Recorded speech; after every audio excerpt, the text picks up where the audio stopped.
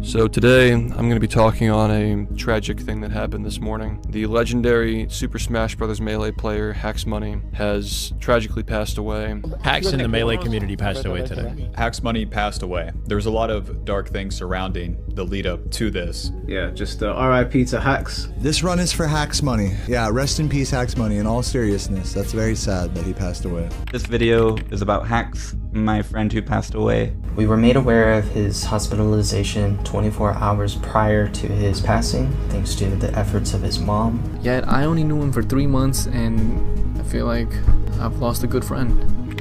He defended me, and I should have been braver for him. The way that Hax's ban and now his death are being treated is a fucking joke. For you guys to put somebody in this box, ruin their reputation, ruin their livelihood, and then this person who clearly needs this game, you drove him to kill himself. And you say, where are the bad guys? That we bully people to death. That was not I. It was not I that kept Hax from playing Super Smash Bros. Melee with his handicapped accessible device. It was not I that gaslit him and celebrated him being banned from the Melee tournaments. It was you, Leffen. It was you, Leffen. Welcome back, Hax. Welcome back. New York City is on the map. Whoa. New York City is on the map! Well, we did it, everyone. Leffen is finally safe. And we couldn't have done it without the hard-working volunteers that keep the Smash community running like a well-oiled Diddy party. Now, before you start furiously typing away in the comments section, yes, this video is monetized, and despite how much I love grifting, the money is instead going to someone who really needs it. Mewtwo King. Hold on, I could explain. I asked Hax's mom ahead of time where I could wire the money for this video because I figured the GoFundMe would be closed by the time I uploaded, and she told me to just send it to him. So I guess that's what we're doing. If you do want to support Hax's mom, there is some nice memorial merch that she dropped. It looks actually pretty good. I copped a hat and shirt myself. And congratulations to Jason for robbing a hardworking African American. I'm just joking. /J. But seriously, Mewtwo King being the GOAT of Smash, it really meant a lot for him to stand up for Hax when a lot of people just wanted to remain quiet. So I will forever respect Jason for that. Thank you so much. Nobody else is speaking up, and it's like, if I don't, then his life is screwed. And I think this is wrong, so I want to speak up. I'm just doing it because I thought it was the right thing to do, and I want to help my friend, you know? Go show him some love and support, too. Now that we got the jokes and the shilling out of the way, let's talk about why you're all really here. Unfortunately, I'm making this video because Abdul Aziz Hax Money Al-Yami, a Melee legend and entrepreneur behind the box, passed away on March 25th, 2025 due to medical complications following his attempt from August where he jumped in front of a subway and had to get his leg amputated. This thing works really good. And that's just your chest socket. I was worried. That's just your chest, Aziz. I was worried. Oh, you look good, Aziz. You don't even look like you have a prosthetic on. Oh my goodness, it works. I can't believe it. This kind of feels like a real leg. Now this is like very mildly painful. Do you think it'll get better? This series of events is fairly multifaceted, and I will be getting into the details later, but it stemmed primarily from his deteriorating mental health attributed to his prolonged and mishandled ban from competing in Melee, a community where he built his life, business, and identity for the past 2 decades. 20% of Hax's life was just playing Melee. 20%. Mind you, sleep makes the 30%. So between sleeping and Melee was half this man's life. And you know shitting on the toilet is about 10%. But personally, I believe a mixture of alcohol, depression, harassment, and isolation is ultimately what led us to where we are now. Most of you might remember the video I made 10 months ago titled The Victims of Leffen, which I made for the express purpose of helping Hax get unbanned by showing people his perspective on Leffen after he nuked his own credibility with his original 2.5-hour video essay titled Evidence.zip 2 that caused his initial ban from competition in 2021. There's a quote that goes, "The greater the crime perpetrated by the leadership, the less likely the people will ever believe their leader's capable of perpetrating such an event." That is, unfortunately, a Hitler quote, but it's one that's very applicable to the current situation. If you were able to look past the comparisons to Hitler, he actually made decent arguments that ended up being overshadowed by constant mentions of totalitarian dictatorships and Machiavellianism. However, that was 4 years ago. Over the past 4 years, Hacks made consistent progress as far as condemning those original comparisons, apologized to Leffen and the community non-stop, and disavowed any harassment he potentially incited. I'm making this video to apologize to those who were harmed by the reckless release of a controversial video that I posted on June 4th of last year. Just an irresponsible outburst with no bad intentions, 10 hours of fully edited video content, collaborating with others, calling me Hitler and evil incarnate, doubling down over and over for months, and then literally never even apologizing to me for any of it. I've been scared to go to every single Smash event since. How's it going, Melee community? I'd like to sincerely apologize for the way in which I recently took a personal feud, overblew it, and basically turned it into the entire community's problem. So far, in fact, that I need to extend an apology to Leffen for some of the things that I said about him along the way, as they were uncalled for. How's it going, everyone? It's Hacks. I must sincerely apologize to Leffen and also Jisoo. What's going on, everyone? It's Hacks. First one that I want to address is my controversy with Leffen from a couple of years ago. I just want him to know that I'm truly sorry for all of that. Despite our differences, I respect him a lot as a competitor, and I'm sorry for ever projecting that type of negativity onto his name. I'm sorry for the hyperbole and paranoia that I exhibited on the original video. I confess that this was unnecessary. While the metagame revision was triggering, it wasn't the end of the world as I made it out to be. I apologize to Leffen and the community for projecting that narrative. I'd also like to sincerely apologize to Leffen, who I've wronged very extensively throughout this process, despite the fact that I've gone well out of my way to try to never admit to that. Leffen, I'm sorry to you for the pain and suffering that I've brought to you over the course of these past few years. As I've confided in you before, I'm not in the best of health. I hope that despite everything that's happened, we can make amends, put this in the past, and make an agreement to do what's best for the game. I will leave that up to you. I'd like to extend the olive branch by letting him know that this feud for me is in the past. I want better things for both of us going forward, and I'm sorry for the troubles that I caused him and the community as well. And yet his ban persisted, despite everyone claiming to want to give him a second chance and agreeing that he was not a danger to anyone. The most consistent argument cited for this was that he had an unhealthy relationship with Melee and they were banning him for his own mental health.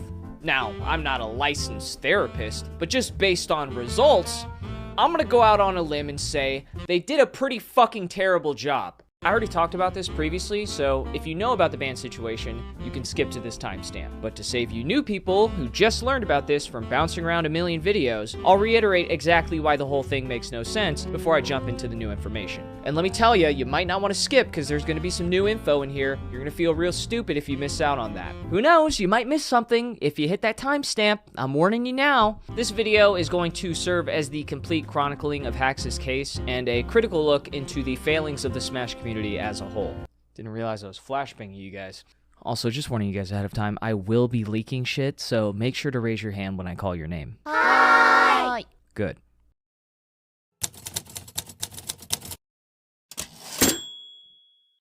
First off, there's a common misconception that Hacks' decline was solely because he got banned from a video game, and he was just a man-child who needed to grow up. While I definitely can see the valid argument there, there's places where that would make sense. If you were to take any hobby or extracurricular activity, like sports, games, arts and crafts, thrifting, if you take any of that and turn it into your livelihood, at what point does it cease being a surface-level activity and instead becomes an integral part of your life? For instance, if you forcibly took basketball away from LeBron James, is he mentally ill for wanting to play again? Is Leonardo da Vinci a schizophrenic if when you lock up his paintbrushes, he begs for them back? Is Beethoven just a crazy homeless guy if you blind him in both eyes so he can't hear or see music? Of course you could dumb all these down to, it's just a ball and a hoop. It's just colors on a canvas, or sounds in a room. But there's clearly something missing from that interpretation. These people wouldn't have done what they did, nor achieved nearly as great acclaim as they did, if it weren't for the passion to turn something mundane into a timeless tribute to their craft. My point isn't that Hacks was the LeBron James of Melee, because I know your dumbass was already drafting the tweet. My point is that Melee wasn't just a game to him. The earliest recorded event he attended was in 2006. I first met this dude back at Pound 3. He was teaming with J-Man, and they were going by the tags of like the Little Rascals. And I just remember they were just like destroying some of like the OGs like Chew Dat and Chillin' Dude. That would mean that he was playing Melee since he was 12 years old. Most of his friends, income, and identity all came from the same place, because that was his lifestyle. It was the only thing he knew from adolescence to adulthood, 12 to 30. He even got surgery on his hands just to keep competing at a top level, and when that didn't work, he invented a new controller and a company that would help countless others overcome the same obstacles. You can say it's stupid to dedicate your life to a game, but I can guarantee that 99% of you will never have an impact on a community like Hax did. If you don't understand how it could possibly feel to lose your passion in life and then have it dangled in front of you while they mock your desperation, then I honestly don't know how else to convey the tragedy of this situation. But my goal is that hopefully by the end of this video, I can change a few minds.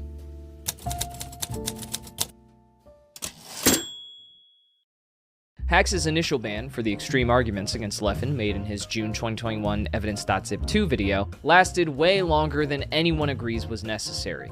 I still think they're wrong altogether, because in my head, if I was doing the ban powers, A, take the video down, you're good. That's all it should have been. Hey bro, that's a wild fucking video. Don't call Leffen Hitler, take the video down, you're good. Okay, cool. The biggest issue that the TOs had is that the initial ban was handled about as poorly as it physically could have been. Like, you do need to own up to the fact that, like, yeah, we really fucked up there. We don't have structure in the scene. And what happens is the toothpaste gets out of the tube and it's like, oh, this guy's banned. Okay, for how long? Oh, we'll figure it out. But there's no governing body to figure it out. No TO wants to unban him first, right? Because that's gonna get you in trouble. I see these situations happen and it makes it painfully real that, like, I don't think Smash can govern itself. I mean, I think no matter what, I don't think Hax should have been lifetime banned, and I think most people agree with that. He was banned indefinitely, meaning that there was no definition. They didn't discuss any duration or potential appeal process for over 2 years. In their ban statement, their major concerns were the totalitarian regime comparisons, the length of the coverage, and they specifically defended Leffen by saying that he did not speak out for personal gain against Zero after grooming allegations emerged,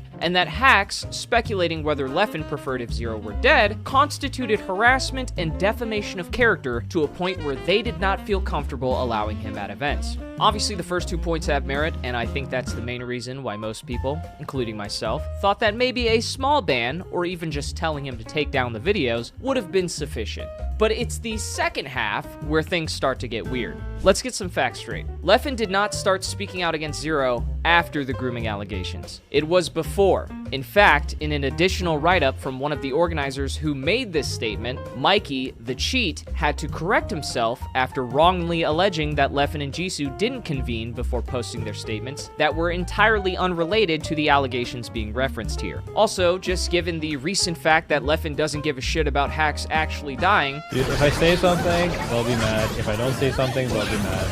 I'd rather just not talk about it if I can't. Like, I'd rather not play the game if I can't win. I think there's anything I can ever do that will make these people happy. In hindsight, it makes this other claim seem all the more plausible, but that's still ignoring the other problem with Mikey's statement, where he needed an entire paragraph just to address how uncharitable his write-up was. For example, he left in a comparison of Hax supporters to QAnon followers that believe in the harvesting of adrenochrome from children.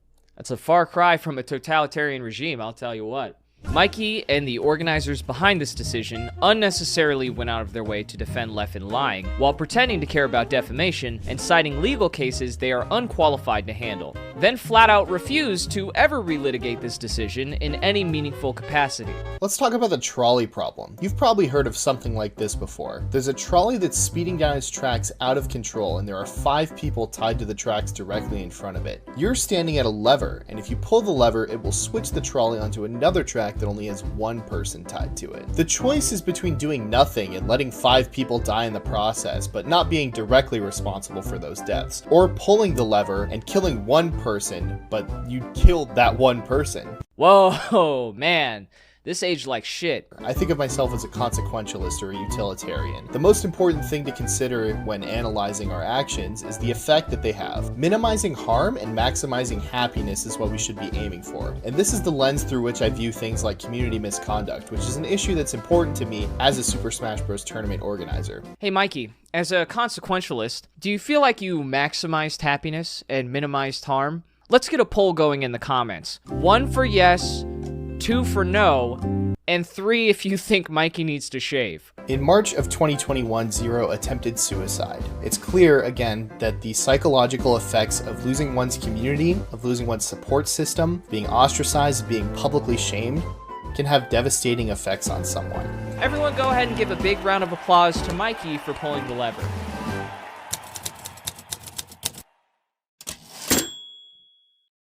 As we now know, Hax was indefinitely banned on June 24th, 2021. It wouldn't be until September 19th, 2022 that specifically NYC Melee, not the full group of organizers who banned him previously, decided that an indefinite ban was unfair, and they'd essentially give him the equivalent of parole starting on January 1st, 2023. A full 1 year and 6 months after his initial punishment. Additionally, he was given 4 rules that he had to follow, otherwise they would ban him for life. Number 1, the banned individual releases no further public statements about fellow community members, which can be considered in violation of COC Rules 2.2.1 and 2.3.3. That would be the rules outlining directed and malicious intimidation, harassment, or bullying, and repeated unwanted advances on another participant through online means. Number 2, the banned individual engages in no additional interviews or public discussions on the topic of their ban for their own social media channels or any others. Yes, it's exactly what it sounds like. That is a gag order for video game drama. Number 3, the banned individual does not seek to further appeal this ban with the NYC Melee tournament organizers. Well, they were unbanning him, so I don't see how this one makes any sense. And number 4, the banned individual does not ask to be reinstated as part of the NYC Melee tournament organizing group, even after the ban is lifted. If you're unaware why this one's important, NYC Melee's biggest event is known as The Nightclub, but it used to go by a very different name. Before Hax got banned, it was promptly titled Hax's Nightclub. The second he got blacklisted, they scrubbed his name off his own event, and when they unbanned him, he wasn't even allowed to ask to be reinstated. Whoever said second chances don't exist? What was the name of the event before that? Hax Nightclub? Oh. Damn, I didn't know that's what it was called. Yeah, that's fucked up, bro. That's fucked up. But of course, after he passed away, they made a touching gesture by closing their doors for the week, which made up for everything.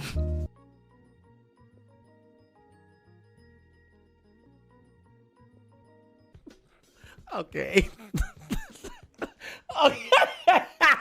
Yeah, that didn't go over so well. To be honest, anything short of making Hax's friend Wes the head TO, who was running a tournament with him before he passed away, and changing the name back to Hax's Nightclub will not save the tarnished image of that event and the staff who run it. I spoke to a few players in the NYC community at a dinner after his funeral, and that seemed to be the general sentiment. You can roll the die on that, but hey, I'm just the messenger. Hey guys, Editor Tech here with some breaking news. Wes actually started a tournament series called 20XX to honor Hax and his legacy, and a day after he announced it, NYC Melee came back from their hiatus to announce a name change to NYC Melee's stock exchange, and then blamed other people for the ban being mishandled. But they're an entirely new team. Well, that's a lie, because the old head TO stepped down shortly after Hax's permanent ban, and this new team was present the entire time and only implemented these new appeal systems and transparency after his passing, which I can only assume is because they didn't want to lose attendance or their place in the community to Wes. So if you're in New York, fuck these guys, go to Wes's tournament. Thank you.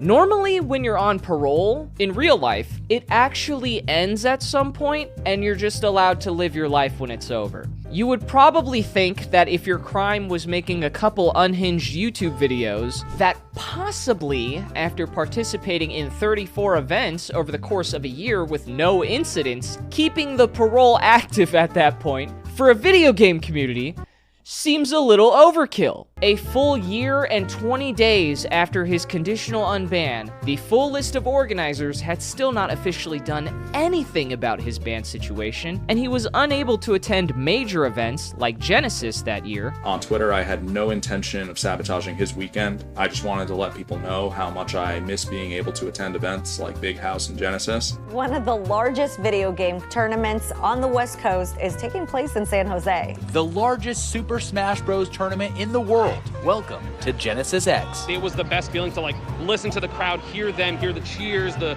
boos. Boo.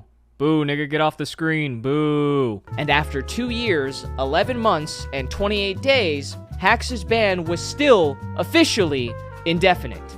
Keep in mind that he was not, in fact, actually unbanned ever. Most of the events he attended were online ones hosted by Hungrybox and his local event, The Nightclub, with a small handful of bigger events like Level Up Expo, DreamHack, Smash Factor, Creed, and Tipped Off 14. This is where the gaslighting starts to kick in, so pay close attention. Because Hax was still limited in the scope of what he could participate in after over a year of good behavior, he began to think that the problem wasn't whether he was a threat, but rather that people still saw his initial criticisms as malicious and baseless, and viewed him as an antagonist. And in order to fix this, he'd have to set the record straight. I'm making this video because at this point I've determined that certain things will never be resolved unless I provide a proper explanation for my actions from a few years ago. At the bottom of Armada's post, it mentioned that there were testimonies written during this time period which contained sensitive information.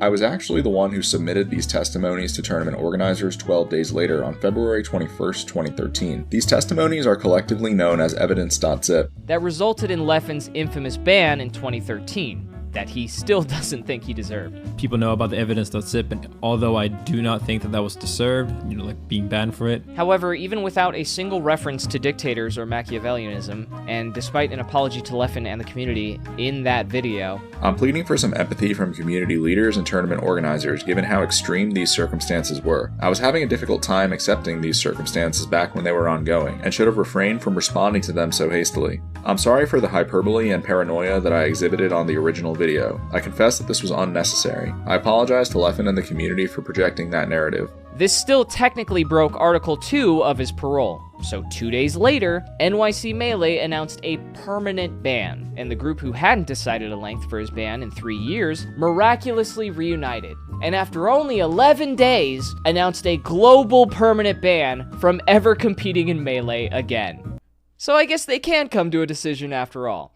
To be honest, I feel like what gives me strength is the idea that I think Melee is fucking dope, and I think anybody who thinks that it's dope should be able to play it without a problem. And so if anybody's creating a problem for somebody who wants to play Melee, then I feel like they've got a problem with me. So that's what lets me feel strong and saying like, yeah, I'm a cuck. I'm simping for anybody who wants to play Melee. I want to understand how you stop us from playing a video game in America.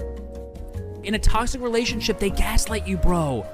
They do all sorts of things that make you question your own sanity. Don't listen to them. We need to stop listening to them. I'm heartbroken to hear about Hax's passing. He was loved by many, and I'll never forget the time we spent together. Double Falcon with Hax may have been the most fun I ever had playing the game. It really hurts to feel like I couldn't do anything to help such a dear friend. R.I.P. Well, I wouldn't say you couldn't do anything. I mean, you could have started by saying literally anything about his situation at any point in time. If you really want to know how to stop people from playing a video game in America, you should ask your friends. Because at this point, they've stopped more people from playing Melee than Nintendo. Fun fact, NYC Melee gave a 2-month ban for a TO and photographer telling multiple people to kill themselves, and only a 2-year ban for a player guilty of unwanted sexual advances over a call. They were trying to force someone to give them sexual gratification and then guilt trip them afterwards. Meanwhile, Hax's crime was explaining himself, apologizing, and got banned for the rest of his life. Yeah, I might off myself for landing myself here. I've been in the scene for nearly 20 years. You know, a few years ago, all I had to do was quote retweet you and explain that you're right, and it'd be a different timeline. I don't think that's a good idea, Hax. There's more to life than Melee. Well, regardless, I want to leave the Melee scene with some things to think about, so I will proceed with the plan. I'll run it by you as I go along. Alright, but don't do anything rash. I don't plan on helping you write your own suicide note. I've already committed suicide. In Melee, there's still so much more in not only the gaming sphere, but the world. Yeah, of course, but within Melee, I have to fix the misconception that I was the antagonist here. A majority of people did not have a problem with Hax's January ban appeal video, or Hax for that matter, and that's reflected not only in the response to their decision, but the fact that later they would eventually discuss repealing it anyways. But I'm getting ahead of myself. Mikey and the head TO of NYC Melee would attempt to minimize this negative criticism by blaming me, obviously, but also pulling the classic Redditor's gambit, writing a bunch of meaningless shit and hoping that everyone blindly trusts you based on the word count instead of looking into the substance of what you're saying. Let's start off with Willie P's statement, who I've been informed is now trans and goes by Julia. I didn't know that, so just thought you should know in case you get confused with the name swap. Hax's video before Big House by itself violated at least one of the clauses. We did not want to ban him for that though. Wow, how thoughtful of them. Julia just outlined exactly why the parole clauses were seemingly written by a child. The video being referenced here that violated a clause is a 3-minute long apology to the community in Leffen, condemning his past videos and the alleged harassment Leffen was receiving after Hax posted a Twitter apology doing the same thing. How could an apology possibly cause someone to get harassed, you might ask? Well, good question. In response to that apology, Leffen decided to lie about him never apologizing, even though he apologized 3 times before making the post, which also happened to be an apology itself. Then Leffen deleted the tweet after realizing he lied, and dropped out of the upcoming major tournament Big House the next day because he was now allegedly receiving death threats. Now, you as the viewer probably look at this situation and think, well, that's odd, but I can agree that death threats are bad, and then you'd move on with your day. Well, not if you're a Smash organizer, because they looked at this situation, and with their unrivaled intellect in handling conduct issues, decided that it was 100% correlation equal causation. It's Hax's fault that Leffen received a random threat. According to them, it couldn't have possibly been because Leffen was leveraging falsehoods and abusing victim status to continue alienating a guy he historically bullied.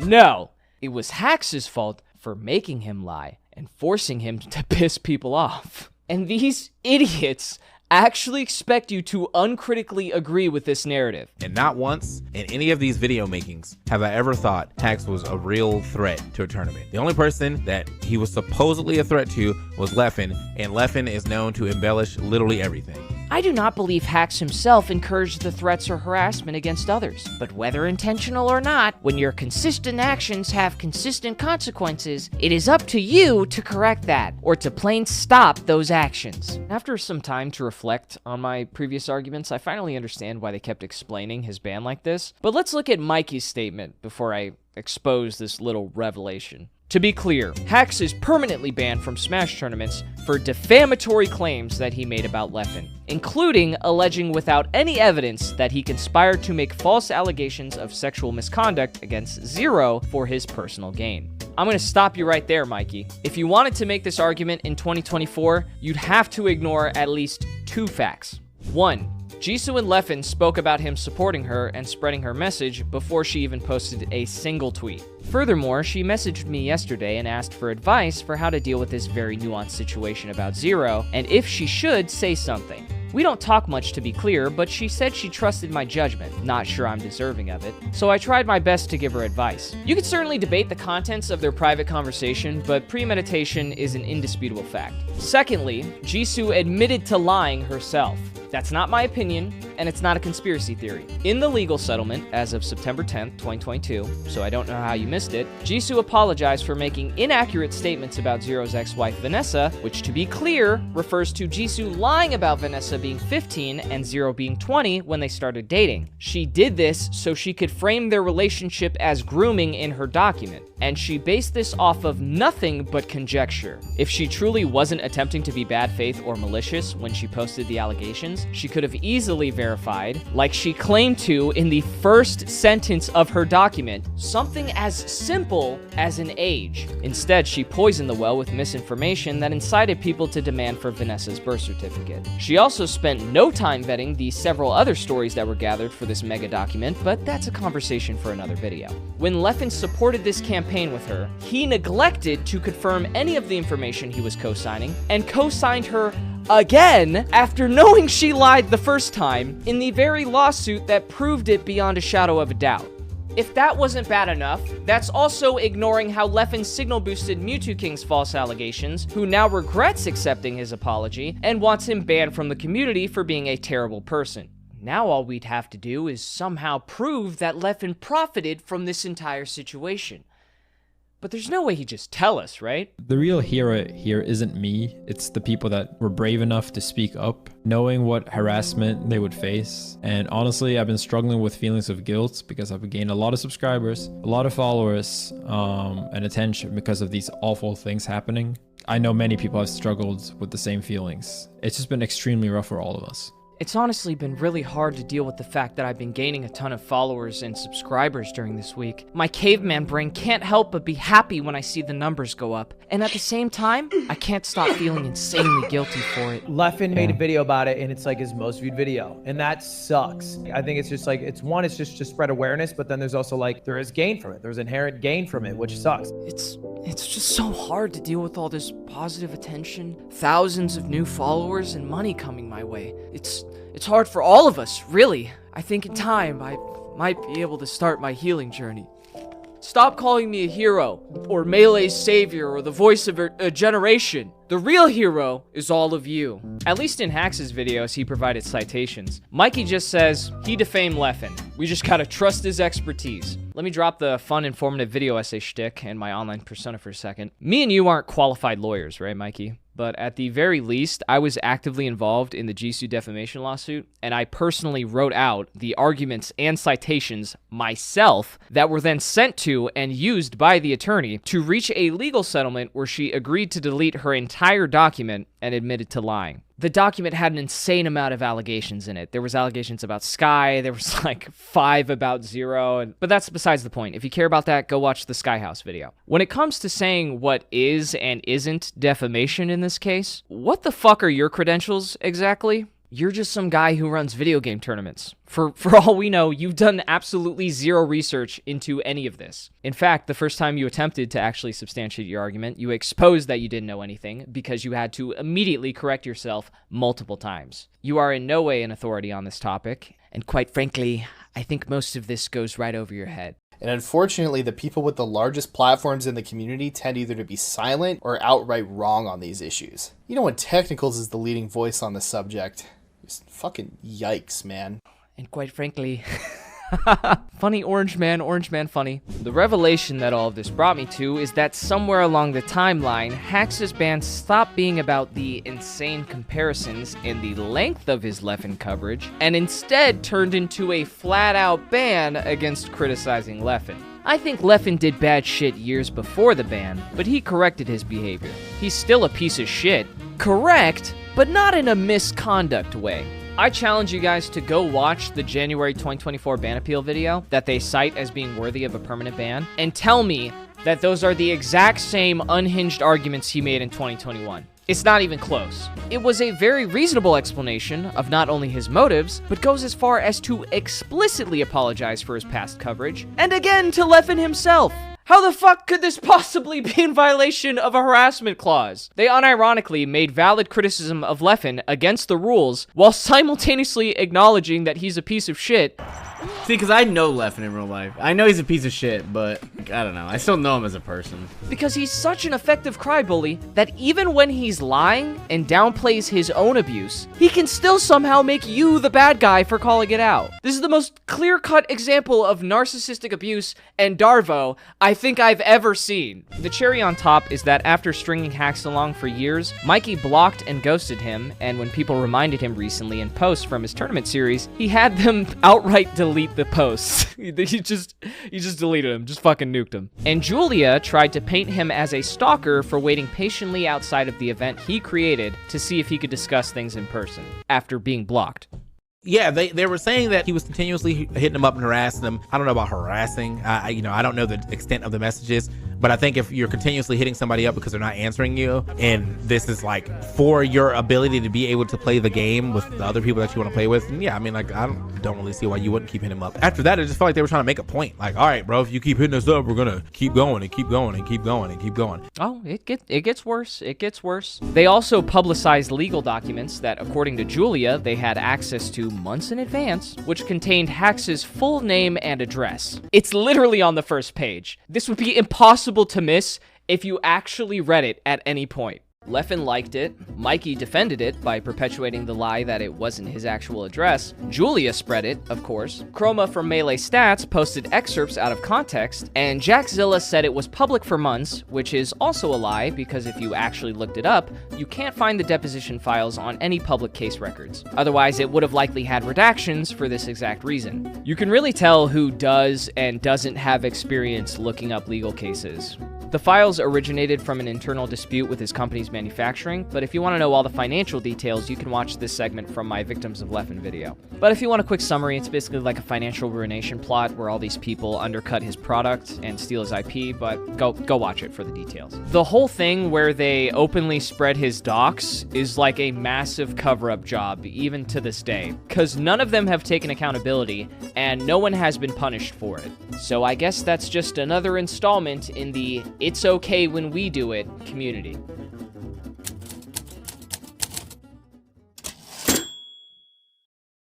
This is the part of the story where things start to really go downhill. I'd like to clarify before I get into the meat of all this, that at the end of the day, it is always the individual's choice if they decide to give up. I'm not denying that. But if you're gonna tell me that bullying, financial ruination, and social isolation aren't major factors, then you have no idea what you're talking about, and you can shove your opinion right up your ass. And that's what I'm going to be focusing on conveying from here on out. Like I said, this entire video is like a massive info dump, so grab some snacks, strap in. Before Hax got permanently banned, I was more like a consultant. You see, I spoke to him starting in April of 2021 because I wanted to know more about Jisoo and what happened in the Sky House. That was his ex-girlfriend. I figured he might have some additional knowledge. But after Hax randomly decided to throw his hat in the ring of Smash video essays, which actually fucked me over by somehow allowing Leffen to play victim before I could call him out for contributing to the spread of false allegations, which I did do, Hax decided that he should work with me so we could hopefully avoid another self-inflicted disaster.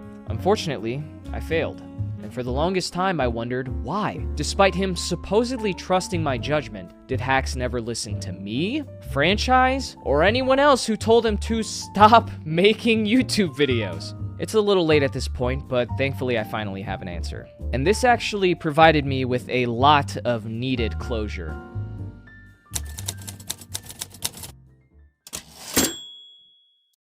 There existed a Facebook group of Hax's close friends where he would try to get them to appeal to local organizers in New York and discuss potential strategies to get him unbanned. Of course, some of his friends had good intentions, and I'm not at all saying that anyone involved in these groups is a bad person or was giving bad advice. Some of them genuinely cared and just wanted to help.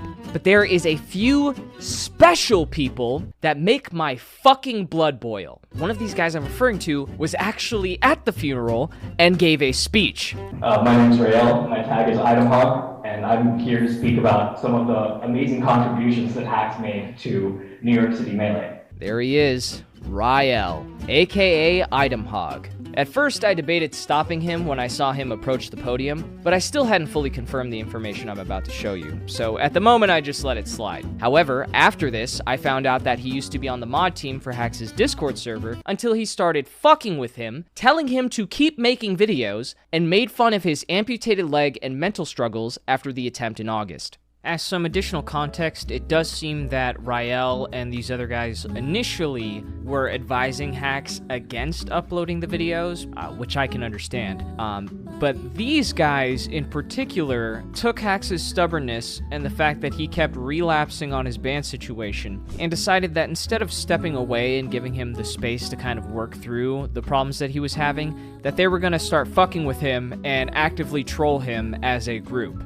Rael ended up joining the Mana Monthly server and then started dumping a fuck ton of screenshots, almost to like brag about how they were messing with him. He leaked DMs he had with Hacks where he was just straight up making fun of him. Like after the train incident, he said, "I thought of saying I'm just keeping score, but I don't want to imply he should continue the set. I wonder if he will come back asking me to return. He saw I was making fun of him here, and it hurt his feelings." I got banned from 20XX, so now I can be even more transphobic and make fun of Hacks even harder. Were you the one who made that deepfake? It's so good. You should make another one of Hacks telling people he's gonna join Mana Monthly and everyone else should too. Hacks would hate that. Hacks took the expression break a leg a little too literally. What would be funnier is to wait until next time Hacks streams ranked and we all chime in his chat telling him to break a leg. Join us, Nate. Tell him to break a leg next time he streams ranked. Just straight up planning to brigade him and harass him over his amputated leg. They also thought it would be insanely funny to pretend like they were spies for Leffen that were trying to actively sabotage Hacks. We just kept blatantly sarcastically telling Hacks that Rael and Orez were Leffen double agents sent to sabotage him. Okay, now here's where it starts to get good. Orez sending Hacks an emote of a duck with burnt cheeks, and Hacks immediately starts to get suspicious he is an undercover cop. Oh, I wonder why that might be. Maybe it's because you guys kept insinuating he was an undercover cop? I can't believe this fucking guy, Rael. I just heard about the truth of why that video got released in the first place. Rael admitted that it was all his fault, and I couldn't believe the audacity of the guy. Unreal. Unrael. It's his fault for everything. He's the reason for Melee, you, your ED, the video, the future of Melee, your virginity, Leffen, Box, etc.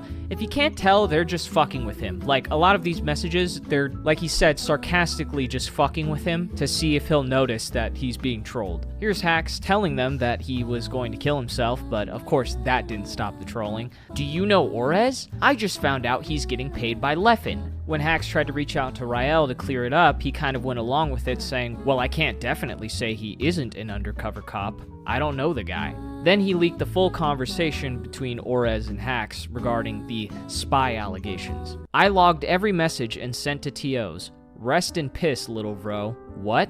Why? It was planned. Why? Why? I'm in a fine spot IRL. I have to move away from Melee, obviously, but why? Why did you spy on me? I trusted you with my life. Rael did it too. Not to the extent you did. What? Who are you, dude? What the fuck? Like, actually, he's a Fed, ban him too. Just tell me who you are. Why did you do this? We were close. I was paid to do it. By who? Leffen. What the fuck? Are you serious? Yeah. How much? 10,000 USD. Monthly? No, one time. And Rael too? Yeah. How did he approach you? Did he just straight up say 10k to spy on Hacks? He friended me on Discord.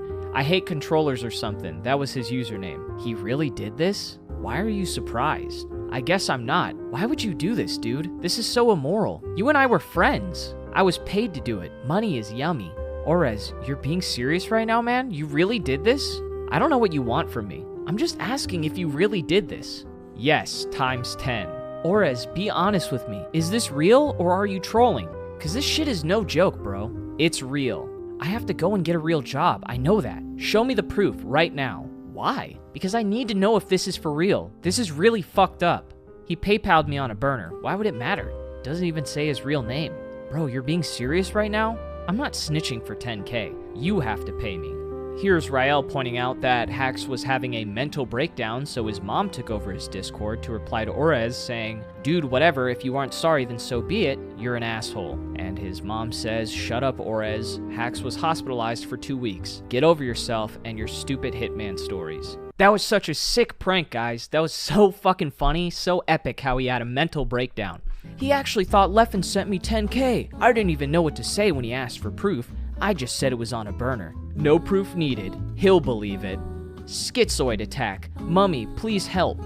Wow, great fucking friends here. Oh, Chops and Joey and IOUK also told Hacks that Leffen paid for my honeymoon and wedding. Rael sure is buying a lot of nice stuff lately. Rael went to Paris for his honeymoon on an Uber driver's salary. Then Rael was paid by Leffen. Haha, so funny, am I right, IOUK, who was also at the funeral? I talked to you, by the way. Yeah, I found you. You posted a picture of yourself in the server, and now I know it was you. You're the legendary Hacks troll who changed his name from Rael's bitch to Amputee while you were talking to him. Really sick, them bragging about making him have mental episodes and questioning who his real friends are and if he's being spied on constantly. Telling him to make another video. Damn, I guess maybe another video can't hurt then. Yo, this is Willie P, right? I'm about to hit him up on your behalf. Yeah, please tell him Hacks is in an extremely dire situation and needs amnesty on his ban, as Melee is the community he's been a part of for the past 20 years. He skipped college to do this and everything. His entire life was devoted to it. I would truly appreciate the chance to speak with him. What did they do instead of actually reach out to Willie P? They created a fabricated interaction between them and Willie P, again to see if Hacks would notice that he's being trolled and to fuck with him. Joey fabricated this exchange between him and Willie, which gave Hacks some false hope. LMAO. I picture Hacks refreshing Willie's Twitter constantly for days looking for that announcement, which was never coming. I think you guys get the idea. It's just a bunch of terrible shit exactly like this. I can't even begin to explain how evil you have to be to actively fuck over negotiations to get his life back, make fun of his disability and depression, and then show up at his funeral and in front of his own mother act like you gave a single fuck about him. I know this is you because I confirmed it with Manalord and I joined the server and found the rest of what you were saying myself. Did you think I wouldn't find this? I'm amazed you were stupid enough to think I'd let you off the hook. Let's give a shout out to Chops, Joey, and IOUK for all their work in encouraging Hacks to make more videos for our entertainment. You can't be serious. You, IOUK, Orez, and everyone else who went out of their way to manipulate and harass Hacks, in my opinion, are the most vile people in this entire fucked up situation. And I'm not even one to usually police trolling or cracking jokes, but this was supposedly your friend who was suicidal. Where the fuck is your moral compass? Laughing at faked conversations with organizers to give him false hope? Constant jokes about his amputated leg and coordinated harassment over it? Lying about being a paid Leffen spy to fuck with him and make him paranoid, and constantly trolling him when he needed real friends? How is this even funny to you? I didn't even show everything that exists because it's just pages and pages of the same disgusting shit. There's so much. I can make a whole video on just you. And I just might do that. If you had a problem with how Hacks was treating you and responding to you, you could have just removed yourself from the situation like a normal person, instead of egging him on when he was clearly in a dark place. And then have the fucking balls to start shitting on the TOs and top players like you're somehow better. But hey, at least you got a few good laughs out of it, right?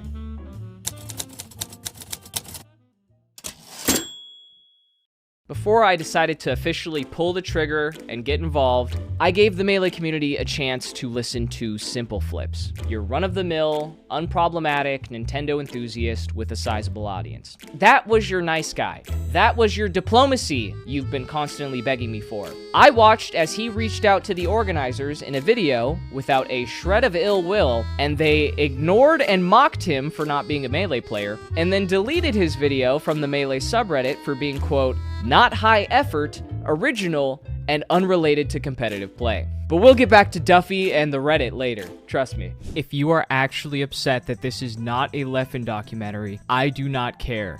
Franchise's video recently got age restricted, and it was already an amazing video, so go watch that. You all were given plenty of options. You were given time. You were given more leeway than most, and yet I still find this community unprepared for the arrival of Nintendo. So I'd like to remind you all before you go running to complain on Twitter that you asked for this.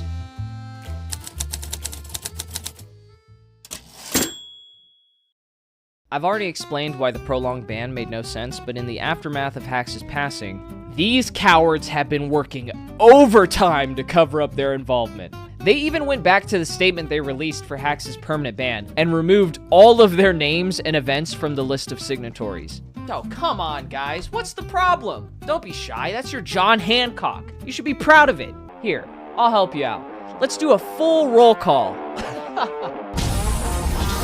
Mikey, the Cheat from Smash Camp. Robin, Juggle Guy from The Big House. Johnny, Gumball, Pittsburgh. Patrick, Teslick, Upstate New York. David, LD from Off Brand. Nathan Sandwich, NorCal Melee. Galint Gaming, which is owned and operated by Deer. Quade, Florida TO. Joshua Jed, Eggdog Esports. Austin, Horde from Full Bloom. Knuckles, EUTO. Aaron, Riptide TO. Max Sylvie, Washington TO. Willie P, now Julia, NYC Melee. Chandler Ohan from Tipped Off. Connor Contra from Level 1 TV. Scrat, Alabama TO. Sheridan from Genesis. But there's more context here with Genesis specifically that I'll go over in a second. Georgie, San Diego Melee. Team Fede, UK Melee, ran by JSOT. Eric, AZ Melee. Kevin Tenacity, Chicagoland Melee. Coin, Michigan TO.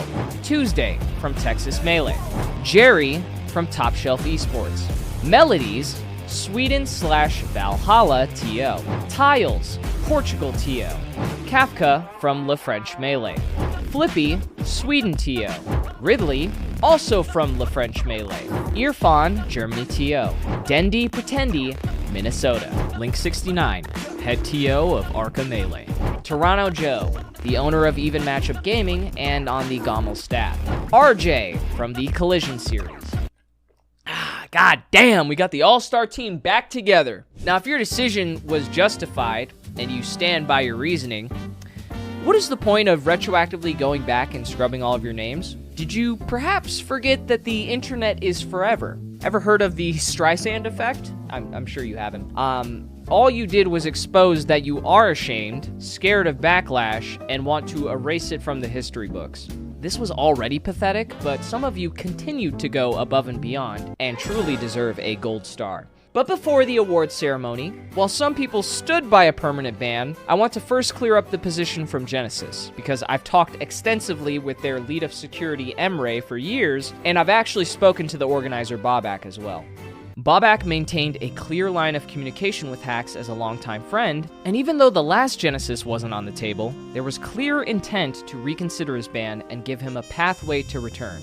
The obvious stipulations were disavowing anyone harassing TOs and players, and to stop releasing videos. I did my part by making sure he disavowed me and everyone else. But I don't think anyone really understood the depth of the manipulation behind the scenes when it came to Hax continuing to release more videos. I mean, if we did, then I think this would have ended way differently. Emre was helping provide him with a program through the CSRP that would serve as a tangible way to convince stubborn organizers of his growth, and if he continued on the path he was on, Bobak saw a good chance of unbanning him along with his vouch. As he stated to me, "No one's perfect, and if you're not a danger to yourself, the attendees, and are not physically violent or have not sexually assaulted anyone, there is a good chance we will reconsider the ban after some time and progress on the individual's part."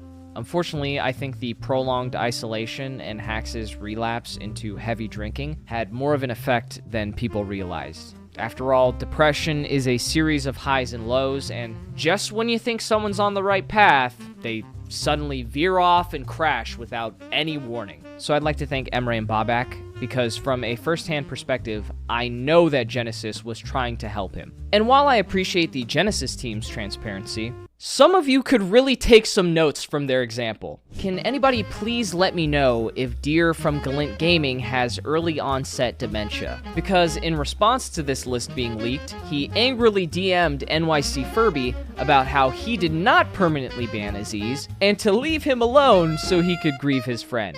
Okay, I just have a couple of questions. Aren't you the owner of Galint Gaming? Yup. And this is your company's signature? Yup. I found this signature in a publicized statement meant to permanently ban Hax. And if that's the case, this must be your position. Makes sense to me. Then you permanently banned Hax. Show me where I signed off on a ban letter. Oh my fucking god! This fucking dude hid a reply to one of his tweets that showed the archive list with him on it. Oh, but it gets better. Because Deer was running a tournament named Battle of BC7 right after doing this, and he had a beautiful moment of silence followed by a speech for hacks during the broadcast. Except you wouldn't know that because he did the entire thing off stream while an ad for Domino's was running.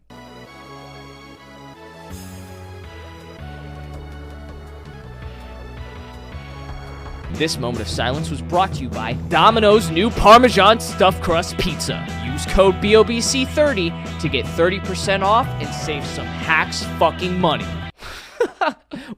Wow, you must have been such great friends. I can't imagine why you'd be getting shit over this. I've seen Smash players start boycotts for less, but I guess the head TO lying about banning a player who just passed away to save his own ass didn't quite pass the sniff test. Jackzilla, no relation to CoffeeZilla, wasn't on the list, but he is an organizer and works with Austin from Full Bloom, who was on the list. You can see him joking about letting Austin take all the heat in IBDW's Twitch chat. You probably didn't think I was gonna find that though, did you? I brought up Jackzilla for a couple of reasons. The first being how he shit on all of Mexico because they allowed hacks at their big tournament Smash Factor after running a community poll that showed 90% were in favor of his attendance. He called this whack, said they should have spoken to TOs who did the ban, and called the Mexican community engagement baiters participating in a culture war. And then compared Hacks' situation to transphobia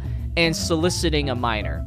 Not at all a ridiculous overreaction. Of course, this all starts to make a ton of sense once you realize that Jackzilla is a Redditor. The other problem I had is that it seemed like not only him, but the entire Melee Stats team refused to cover the event at all through their blogs or social media as a form of protest for the decision. Danny, who writes the updates on where to look to find Melee, said, "I'm not mentioning any events that have hacks." Notably, he also said this right after hacks got permabanned. I do sort of feel bad for NYC people, because I imagine their IRL weekly experience with hacks is totally fine, and then online hacks is a blatant dumb fuck and betraying the faith they put in him. So I'm guessing there's no bias here. Well said, my goat. Look at this fucking dick rider. You really listed Wes as a large community figure. If the ban was mishandled, I think it was in large part because NYC Melee TOs struggled to reconcile the nature of Hacks' offense with the fact that they were literally Hacks' friends and didn't want to ban him, but kind of had to. They are just human beings who were presented a very tough situation, and literally no one would have handled it correctly. Fuck do you mean no one would have handled it correctly? All you had to do was tell Leffen to stop being a pussy, unban Hacks, and you would have had this situation handled by lunch. Which do you guys think sounds cooler? Settle it in Smash, or settle it in endless deliberation in a kangaroo court? Nah, we might have to workshop that last one. It doesn't quite roll off the tongue. I can't believe they had Mikey and Jackzilla staffing at the tournament Full Bloom, where they redirected people during the event to go watch Hacks' live stream funeral. I'm certain the tragic irony of this decision was completely lost on Austin, but whatever. Let's also not forget the write-up from GoShine, who was also on the Full Bloom team, where he mentions how unfair it was that people were dropping out of their tournament that was on the same day as Hacks' funeral, and without mentioning him once, said that what the community really needed more than anything was to get together at their tournament and play some Melee. Beautiful sentiment, but I think you're missing one critical point here. Hacks wouldn't have had that opportunity because you banned him for life. Hey, but at least they paid their respects. Thoughts and prayers. Thoughts and prayers. I had a few people reach out to me telling me not to talk about this next person. His girlfriend, Mewtwo King. They even mentioned how his DMs were open if I wanted to talk. Hell, even he eventually messaged me. What a surprise that was for me. You know, I seem to remember a time 9 months ago where I offered to have a conversation. Fuck all this gaslight, girl boss, gatekeep bullshit.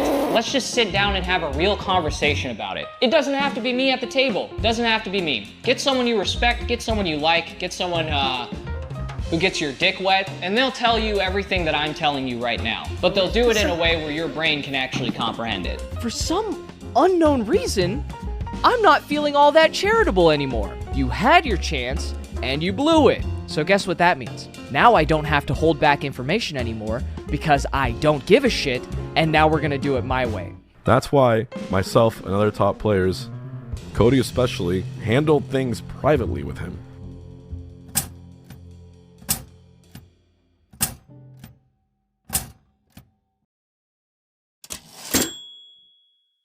If I'm honest, the only thing I'm really contemplating, like obviously I'm trying to grieve loss of someone, but the only thing I'm really contemplating and worried about is how I want to deal with the eventual technicals video, whatever, coming out.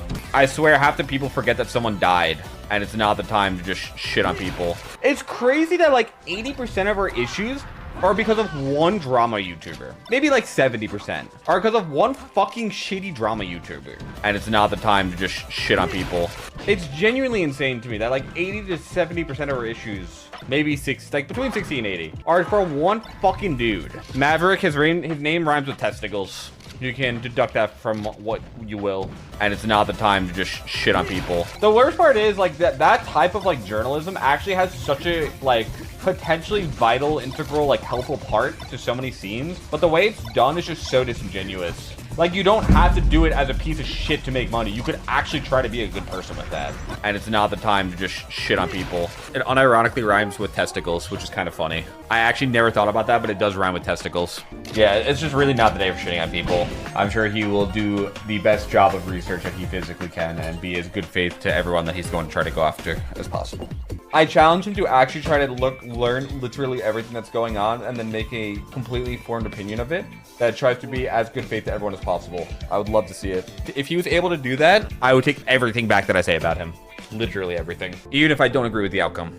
Oh, don't worry, Cody. I will be thorough. He's a drama tuber. He's going to be making videos on this. People are like, you got to be ready for that. It's going to come out. No, doesn't matter. Doesn't matter. He made a video the second Hacks tried to commit suicide. Yes. Doesn't matter. What the fuck are you talking about? The attempt was in late August, specifically August 20th. So which video are you referencing here, Cody? Exposing the laziest GameCube controller scam? The follow-up? A Guilty Gear video, a random Smash allegation, infiltration, Noel Brown, another Guilty Gear video, Smash lawsuit, and then ESAM. I never made a video the second Hacks tried to commit suicide, you dumb piece of shit. The whole reason I started covering his case on my channel was because he told me his situation was making him suicidal and he needed my help. But since you want to run your mouth so much, let's take a good long look at how you helped him. Cody is the second best Melee player in the world, and if you listen to him, he'd have you believe that he and Hacks were friends for a decade with just a 4-year rocky patch from 2019 to 2022. Who's been my friend for a decade, even when we fought 5 years ago.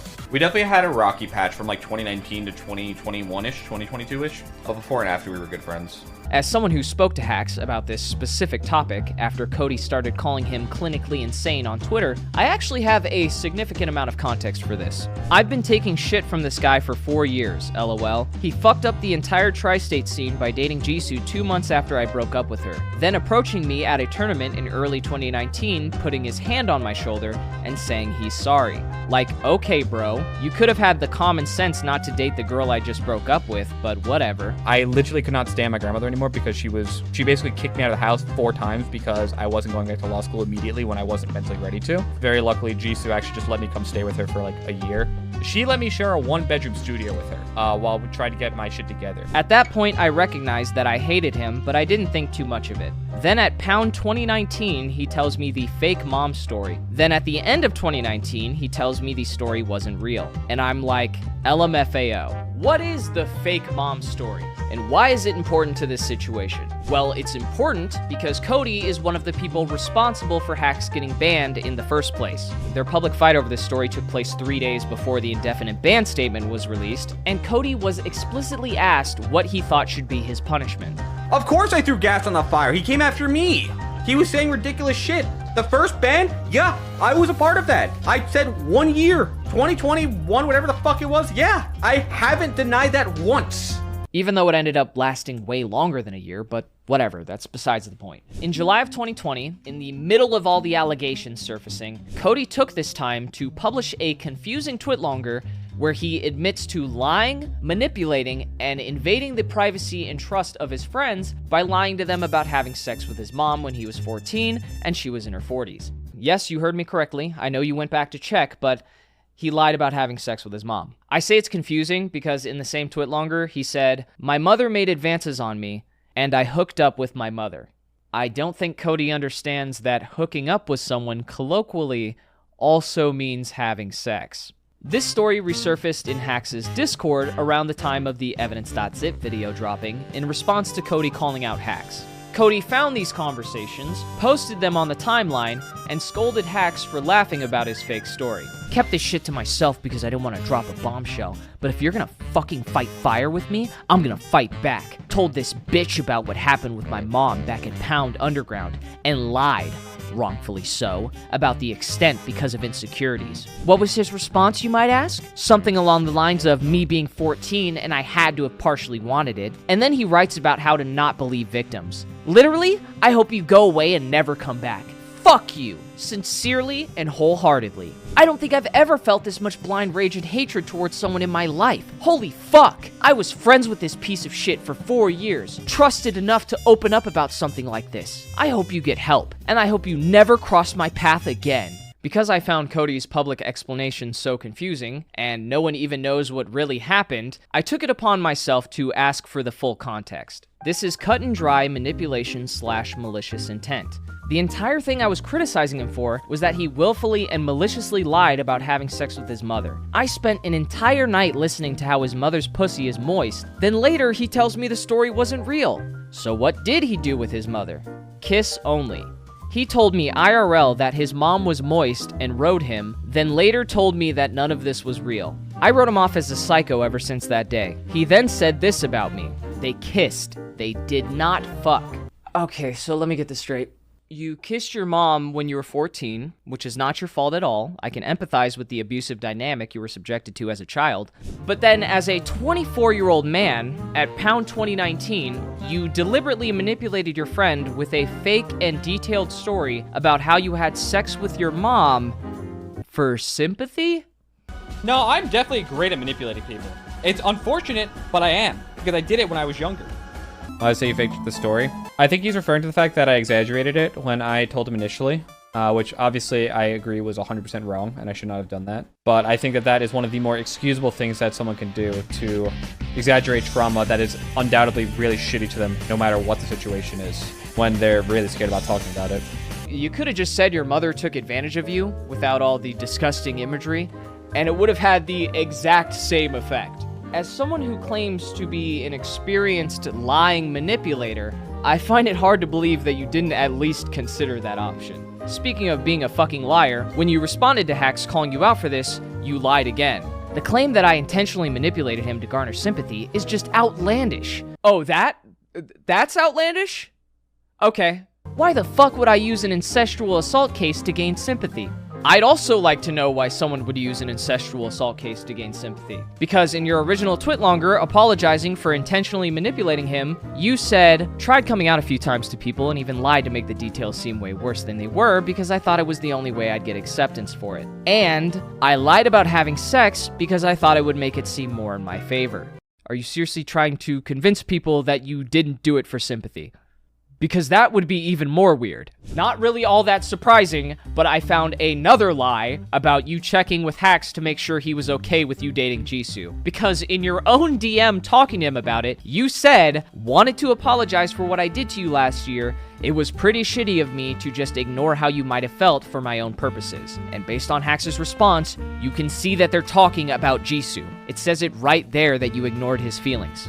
Not really that important to point out, but I just wanted to illustrate, first off, how easy it is to find him lying. But also, just because you admit that you're a liar doesn't mean you stopped lying. I still can't believe you got Tom Brady'd and then spent a whole night lying about how moist your mom was and what positions you had her in. It almost reads as if you were crossing the line of trauma into fantasy. I've never heard anyone fucking do this shit in my life. If you were really sorry, why are you going around policing their reaction and response to you lying to them and invading their trust? That's a fucking weird thing to do. You're a fucking weirdo. And because you couldn't seem to keep my name out of your mouth, now everyone knows that the second best Melee player in the entire world is Chris Chan's disciple. No, I like went after someone. I was like, dude, do you know that I offered him 20 grand? Do you know that I'm going to probably need someone to back up, one, the fact that I offered him like 20 grand. I'll show you the direct receipt for that. I know we talked about it. If I publicly said 9 months ago that Hacks didn't let me pay for his bills for the rest of the fucking year, don't want to feel like he owes you 40K. He didn't. Here's my rule when it comes to giving people money. If I talk about what I'm doing, I say I offered him $20,000. All of a sudden, he's asking for money the next day. You have to question him. Like, dude, didn't Cody give you 20K? Oh, you didn't take it? Why didn't you take it? You know what I told him? I will take care of it if you shut up for 3 months and just go to therapy, do your stuff. I know you're working on yourself. And he still didn't do it. Even after I said, here's money, here's all the stuff you need. I offered the dude $20,000 to pay his bills while he was broke. I just don't talk about it. Why would I talk about it?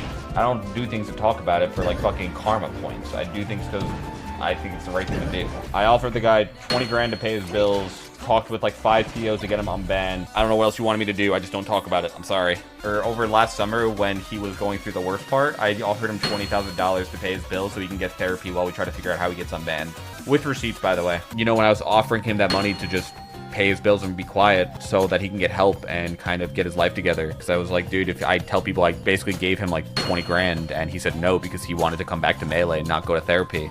Didn't you offer money? I did. 20 grand for 4 months so that he could pay his bills. I was going to not do our lawn for the dogs. Also, keep in mind, Liam, I offered him 4 months of bills paid while I was on Nouns to just go to therapy. I've been working with Hacks for the last 2 years pretty much non-stop to get him back to tournaments, outside of when my life got in the way, and offering financial assistance before I got dropped. I don't speak about it publicly because I firmly believe if you do things for people to speak about them publicly, you're doing it for the wrong reason. Did you know I offered him 20K last year when I had money to get him through the year and what I hoped was the end of his ban? If I told you he rejected 20K because he didn't want to take 4 months off to help himself, you think people would react positively to that? How would you respond if I told you that in July I said, hi, Hacks, end of year, you're good. I'll pay for you for the rest of the year, even though you fucked up and made another video. And he said no. Hey, did you guys know that Cody offered him $20,000? He only mentioned it 19 times. You know, I offered to pay Hacks' rent too, but you never hear me talk about it because I didn't actually give him the money, and neither did you. But Cody knows it makes him sound fucking awesome, so he mentions this hypothetical money as frequent as humanly possible. And it's so transparent because the only reason he's doing it is because he wants to get ahead of my video and thinks it will somehow make him impervious to criticism.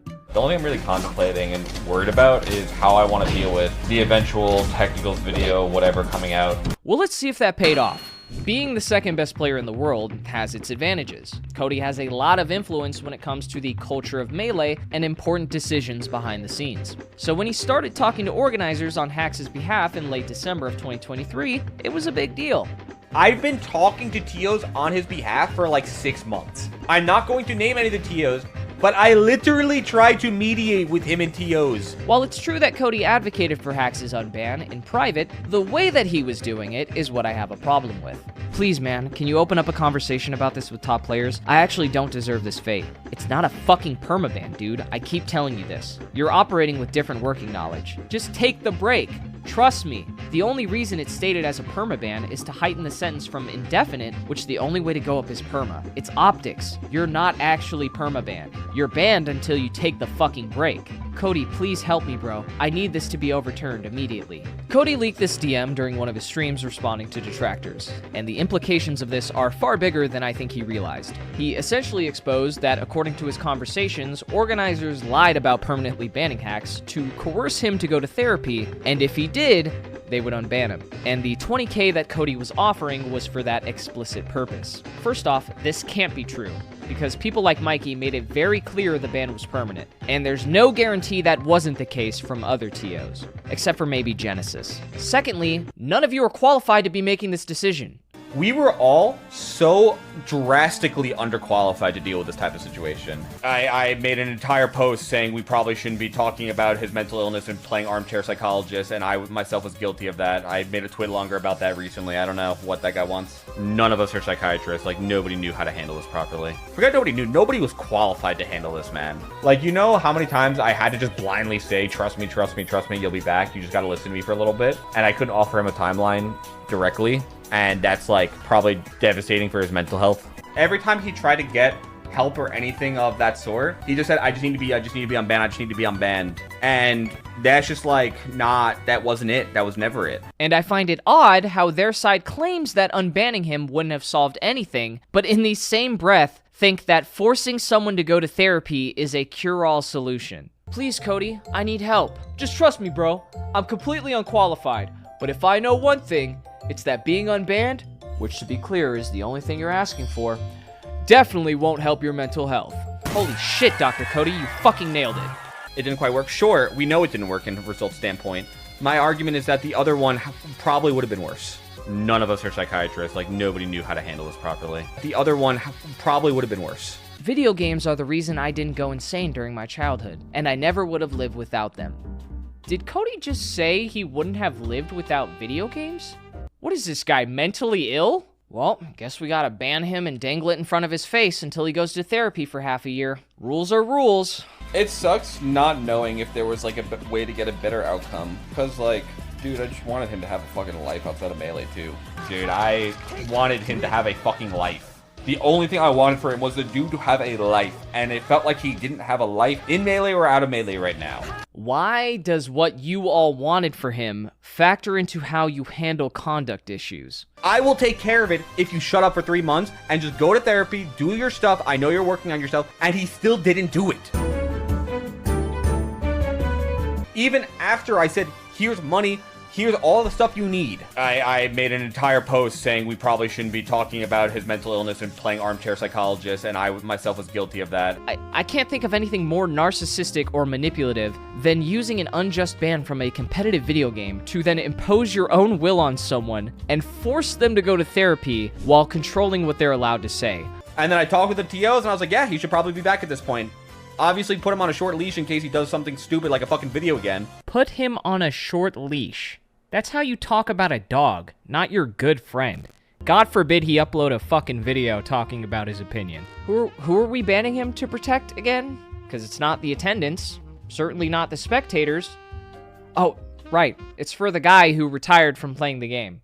Right, got it. That makes sense. It does feel very weird to know that I might never play Melee again, like competitively. Leffen barely even plays Melee anymore. This is some necessary context. As a little Smash history lesson, this panel was set up with Dr. K, a practicing psychiatrist, to see how the Smash community could move forward with conduct management after the mass wave of allegations. I don't know, like, what someone in that situation does. Like, how do they learn how to stop? A lot of therapy with somebody that actually holds you accountable and doesn't just tell you nice things about yourself. I don't know. That's my recommendation.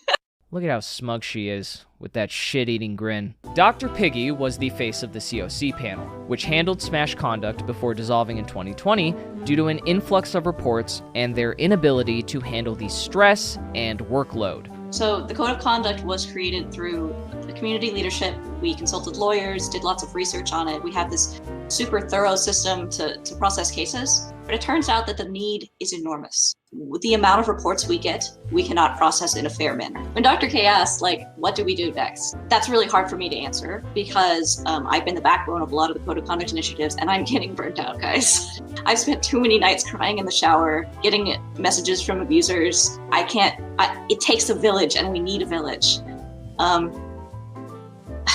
Of course the COC didn't work. You got Miss HR department over here crying in a shower for having to do the job she signed up to do. Oh, that's the stuff. That hits the spot. This might have been from 2020, but you can see based off of Cody's statements during this time and his interactions with hacks that he took a very similar approach to Dr. Piggy. But now Cody wants to point the finger at therapists and the hospital that discharged him and directly blames them for his death. You know what he told me?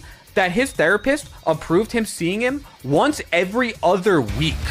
How insane is that? Whoever that person is, that person needs to have their fucking medical license revoked unless Hacks was blatantly lying to me, which I don't think he was. That's beyond insane. That's like, you killed someone. You fucking killed therapy's expensive, bro. Dude, there's no way he didn't have Medicaid. Just out of morbid curiosity, let's revisit these psychiatrists that Smash players previously confided in. I think that Healthy Gamer and Dr. K have done a lot of really great work in destigmatizing mental health. And see what he has to say on the topic. Most of the suicidal men that I work with, their mind isn't malfunctioning. They genuinely have a life that is no longer worth living. They're looking at things and objectively realizing that there's no way out of the situation. They have nowhere to turn to. And the number one thing that correlates with it is not mental illness, but is a sense of thwarted belongingness. But basically what happens is what causes people to kill themselves is they try to connect with others and they get rejected. So it's specifically a very specific research term called thwarted belongingness. So I try to belong to a group, and that group, or multiple groups usually, will thwart my attempts to join the tribe, to join the community. Wait. So you're telling me that ostracizing someone who wants to be a part of your community so they can feel like they belong somewhere and have a place in society can lead to them wanting to kill themselves?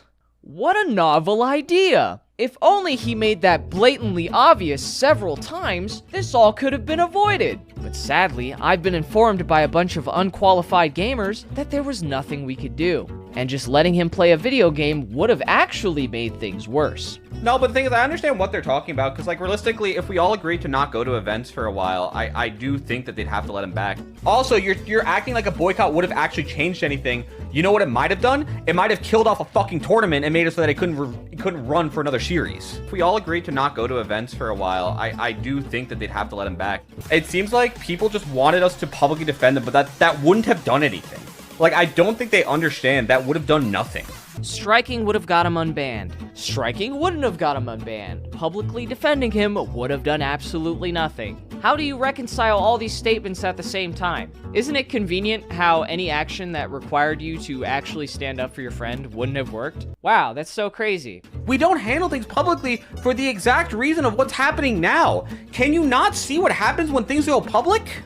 Like, can you not look in front of you for 2 seconds and see what happens? I think we all could have said something. The question is, what would have actually accomplished? Was it going to be worth the backlash and the pressure it put on everyone? And would it actually have gotten him unbanned? Ah, there it is. You weren't doing it privately for Hax's sake. You were doing it to avoid getting backlash. Because the second you needed some help and someone in your corner, what did you do? You're begging Mewtwo King to make a public tweet defending you. They only don't shit on Mewtwo King because he tweeted about stuff. Tweeting didn't do anything. I actually worked on this shit. Fuck you. Jason, I'm actually going to need your help at some point. The amount of people who are coming after me saying that I didn't help Hax, I'm going to probably need someone to back up, one, the fact that I offered him like 20 grand. I'll show you the direct receipt for that. I know we talked about it. And two, the fact that I've been trying to get him unbanned for like 2 years. I'm going to probably need like a direct clip or something at some point because it's gotten like so bad that I can't even make a tweet without people just shitting on me about Hax at this point. Wow. It must suck not being able to make a tweet without people shitting on you. That's a unique problem to you, and I'm certain there's no parallel here whatsoever. No, I'm definitely great at manipulating people. Clearly, Hax didn't agree with you, so stop pretending like you and all the top players not having a backbone was somehow a service to him. Did you also avoid saying his name during your Battle of BC interview after he passed away for his mental health? Conch doing all right? Yeah, I mean, I just didn't get to warm up on it as much as I wanted to. I obviously sliced my finger open, and there were... So I only got it last week, and there were like extenuating circumstances, obviously, this week. So I barely played at all. Extenuating circumstances? Your good friend just passed away, and you describe it as extenuating circumstances that are inconveniencing your play. Somebody get this guy Friend of the Year award. To be honest, I'm even more shocked that you didn't mention the 20K. I really gotta ask, Cody, did you just forget how you spent weeks grandstanding during 2020 about how important it was to use your platform to speak up for injustices and how effective it was for a leading figure to set a good example? Or does that only apply when you're defending your ex-girlfriend? Leffen was on my side a lot, Ludwig backed me up, Mango, all these people, they spoke out on it. Do you know how much power that has? And that doesn't require Nintendo. That doesn't require going through the trouble of like trying to structurize some kind of legal system within Smash. Like that alone has so much power. And because those people spoke up, everyone else who's following them sees those things and now they're aware of it. Tweeting didn't do anything. Importance of speaking out was one of the main topics in this live stream that you engaged in and supported in chat for the full 4 hours. I've heard there's a lot of difficulty getting TOs to like work with each other. I'm hoping that this will get some of them to play nice. I can tell you right now that like the TOs are talking. Good. That's good. Okay, good. Yeah. That's good to know. Yeah. I don't think Smash can govern itself. It's great that we finally have undeniable proof after 5 years that you all accomplished nothing, didn't learn anything, and the only thing you seem to be good at is circle jerking over how hard it is to actually do the thing you keep telling people that you care a lot about. So just a quick recap, Cody. You lied to Hax about fucking your mom for sympathy after you got with his ex, said he should be banned for a year when you got pissed he was joking about it. Then after 2 years, you try to help him get unbanned by telling him it's all an optics game and he has to take your money and go to therapy or else they won't unban him. And while you were doing all this invaluable work, it absolutely, without a single doubt, had to be done privately. Because in your professional opinion, as a guy who plays video games for a living, any public show of support for him would have poorly affected his mental health. Did I get all that right? Feel free to chime in whenever you think I missed something important here. You realize if you were a good friend and not a manipulative piece of shit, going public with your support of hacks doesn't always mean I'm going to say negative shit and hold this 20K I offered you over your head and hurt your public image for refusing my ultimatum. You could have just said something nice about him, like, I don't know, how you didn't think he was a threat and it'd be nice to have him back at events? I don't know. Maybe that's asking too much. A bunch of us tried to help. We just don't know what we were supposed to do. Go on Twitter and then make other people depressed? That's what you want us to do? Seriously? If we all agreed to not go to events for a while, I do think that they'd have to let him back. Oh geez, was that good enough, Cody? Was that thorough enough for you? I hope I didn't disappoint.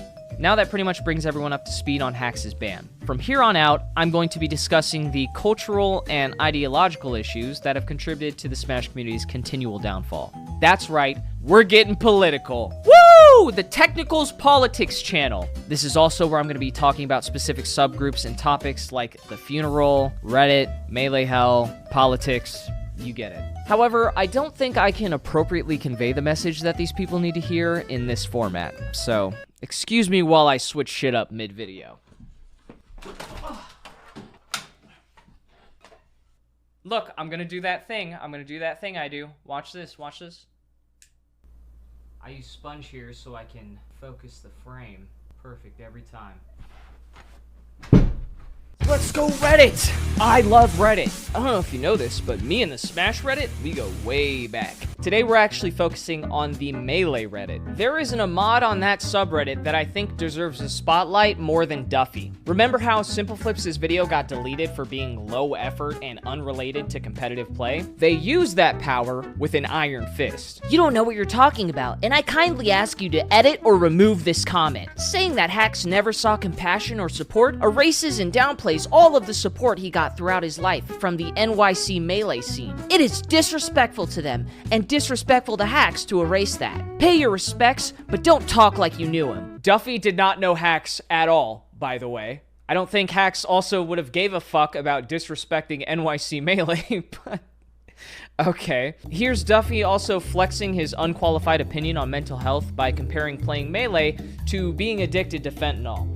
How the fuck do you compare playing a video game to taking drugs? It is not the same. It is not the same as being an alcoholic or a fent addict. The moderation is very strict, okay? They delete comments all the time if it goes against like a narrative or insights, drama, or fucking whatever. But he also just flat out refuses to mod comments from people agreeing with him when they cross a line, or just straight up imply that other people should kill themselves. Mods, can we please do something about the influx of idiots and concern trolls who show up with the same format username? First word _ second word numbers. I'm sure you're up to your ears in bullshit right now, but it's so hard not to tell these people to kill themselves. New accounts are filtered by a minimum Reddit karma. If there's something that's not filtered, please report stuff. I've seen you mod shit for way less. How does this one pass the bar? He's like fighting back, trying to tell people to kill themselves.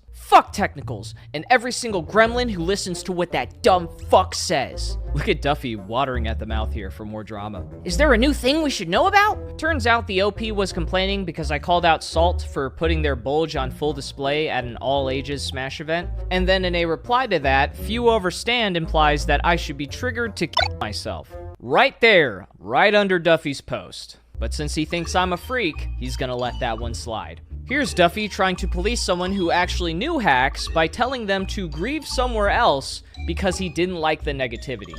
This guy's post also coincidentally got locked. Sometimes people need to get things out for their own closure. That's how I read this. That's something for a personal journal or diary then, in my opinion. Not something for randos to comment on. Parentheses, I am also a rando here. He automatically thinks he has the moral high ground by default. So he doesn't even realize how much of a massive piece of shit he's being here. And if they let guys like this be a moderator, I think you can understand what kind of a cesspool that entire community has cultivated. The final boss of Redditors is King Hippo 42, who writes these long-ass blog posts about hacks, blaming everything on his struggle with mental illness and using his situation to complain about a culture war. He's like their messiah. Every time he posts, oh my god, this is so well written. The nuance is just, there's just so much nuance. They love these stupid ass write-ups because it helps dissolve them of any accountability and convinces them that they were completely justified in how they treated hacks like a social pariah. Stuff like this is also why Redditors can't exist on a platform like Twitter, because when they start losing these arguments, they realize they can't downvote you out of existence or call up a mod to abuse their power and silence you. Just face it, you lost in the marketplace of ideas. So pack it up and take your ass to Blue Sky.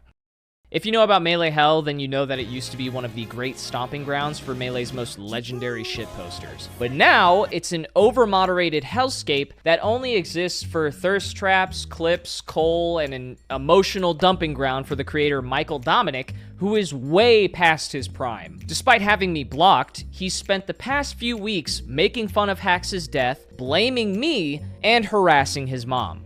But he posted a sick clip of Roy Mustang crying when he passed away, so that kind of makes up for everything. How sad is it that not even your own Facebook group supports you anymore? The admins on the Facebook page outright banned discussion of Hax's ban. When someone called for reform, the comments got turned off. Hashtag justice for Aziz, comments turned off. Melee Hell used to have cultural relevance in the community and stood up against the censorship on Facebook. But now they're doing it to themselves for free. And no one gives a fuck about Facebook or this washed up Twitter account. Oh, how the mighty have fallen. I know you clicked on this timestamp, so welcome. There's a few YouTube creators who have chosen to speak on this topic. Oh, let's talk about what I really love to talk about, which is technical. Yes. I made a non-clickbait thumbnail and a non-clickbait title about technicals. And what did it say? And after looking at what they had to say, I'm 100% certain they have no idea what they're talking about. Commentary recently has devolved into, let me give my surface level opinion about everything, and whoever gives me attention first is getting turned into a 5-hour live stream. Well, today's your lucky day, kids, because I'm gonna provide your paycheck for the week. And our good friend Tommy C has graciously volunteered his free emotional labor. Who did technicals get off? Sky, right? And did he do the Nero video? Did we establish that? The Naro video? He did a Nairo video. He was talking about something about the Nairo ban. Was it the defense or the ban itself? Double check it. All right, okay, we don't know. Who did he get off? Sky? Did he do the Nairo? Mayo? Nahiro? Nabeyo? Was it a defense? Oh geez, Tommy, I don't know. It's only one of my biggest videos ever that pops up as the top Google search, and I literally sell shirts with the slogan Ban Nairo. You tell me, dumbass. All right, okay, we don't know. It was a ban appeal video. Sorry. It was a ban appeal video. Another guy that was what? Talking underage kids, right? I think underage boy. Whatever. Shit in a hotel room. Okay, so that guy didn't get off. He's still banned, correct? The responsible thing to do was to keep Cax out of those tournaments because he was clearly emotionally unhinged by no fault of his own. If they'd left this guy in and he'd have done something, that would have been all their asses, deservedly so. And considering the fact that he eventually stepped in front of a train, unfortunately, that proved their point. Do you guys think that Tommy even knows that Hax was going to events for like a full year? Probably not, right? Do you remember the guy that Technicals was pushing to write a completely unhinged, unfactual, and mentally ill piece about this other Spanish player called Leffen? You told him, Hax, what you're doing here is great, and not, Hax, buddy, please don't release that. Yeah, that's right, Technicals. That's what the problem was. You weren't a friend. Use Zero and use this guy too. Absolutely. And I can see, I don't know who cares what your motivations were? You base this off of nothing. You're just saying shit. But here's proof of Hax telling me he did it himself, me being surprised at the upload, and here's clips of me criticizing his arguments like a day after the video dropped. I agree that he said really shit, and we're gonna go over that, but I like the overall arguments that he made. I really disagree with how he executed it. The biggest red flag of all, however, is something that no one would have ever guessed.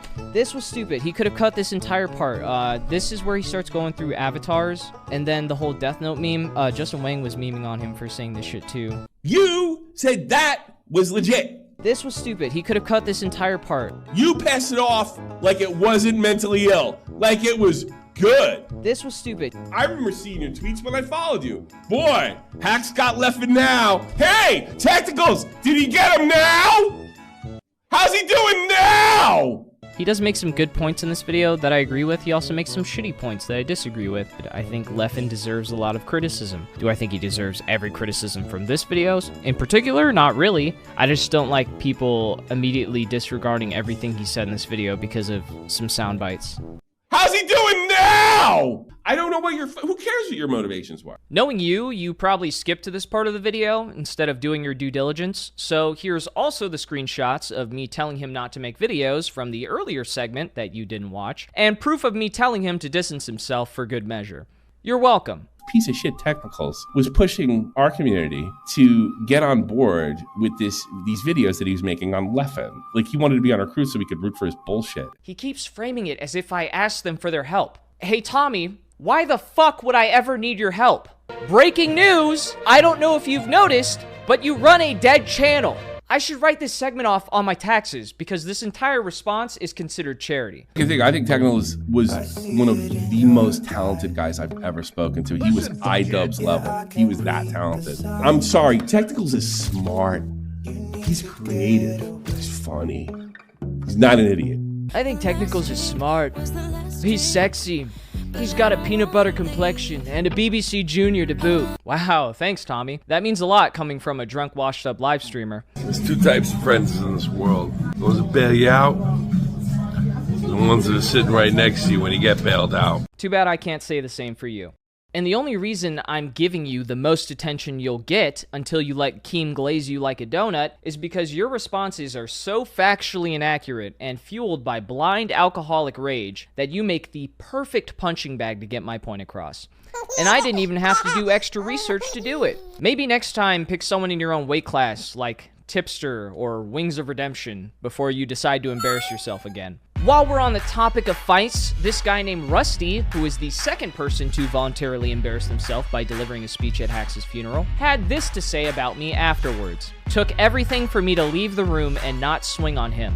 Fuck that fucking asshole ruining the mood and vibe of a funeral with jokes and vengeance talk. What, you don't like jokes?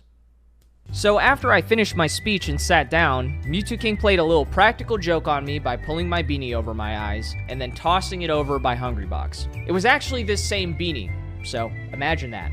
It was honestly kind of fucked up and actually really scared me in the moment, so I think Jason should be banned from Melee for the rest of his life. But I'm just joking. I thought it was hilarious. I thought it was funny. It was cool. I'm cool with Jason. No harm, no foul. But out of the corner of my eye, I noticed that Rusty, who was sitting next to Hungrybox, quickly tried to hide my beanie. A little fucking weird, but I had no idea I was dealing with a real thug at the time, so I didn't think much of it. Signaled to HBox, he didn't know where it was. So I walked up to Rusty and I asked him. Without saying a single word, he does this shit. The fuck? Okay. Then I think it was maybe Papa Dave eventually pointed out that it was underneath a chair, and I just grabbed it and went along with my day. I want to make it very clear, this guy did not speak to me once the entire 4 hours I was at the funeral home. I spoke to Hungrybox, Max Ketchum, Gimmer, a fuck ton of people there. I actually spoke to Gimmer for a while because I was thanking him for letting Hacks attend Xanadu, and then we just went over a bunch of other shit from past coverage, but that's not important. The point is that while we might have disagreed with each other, we talked like adults.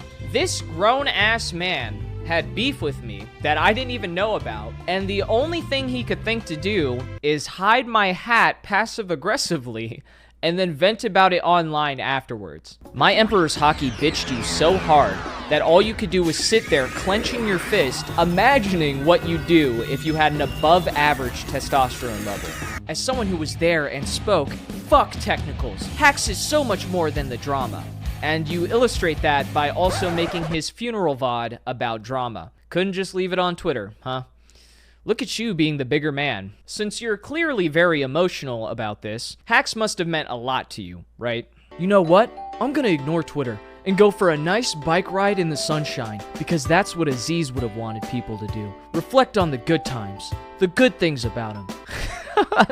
Hacks' legacy to me is that of a teacher, a resource, a kind hand to others, someone who welcomed new people in the scene. He would want to be remembered for his contributions, not his drawbacks.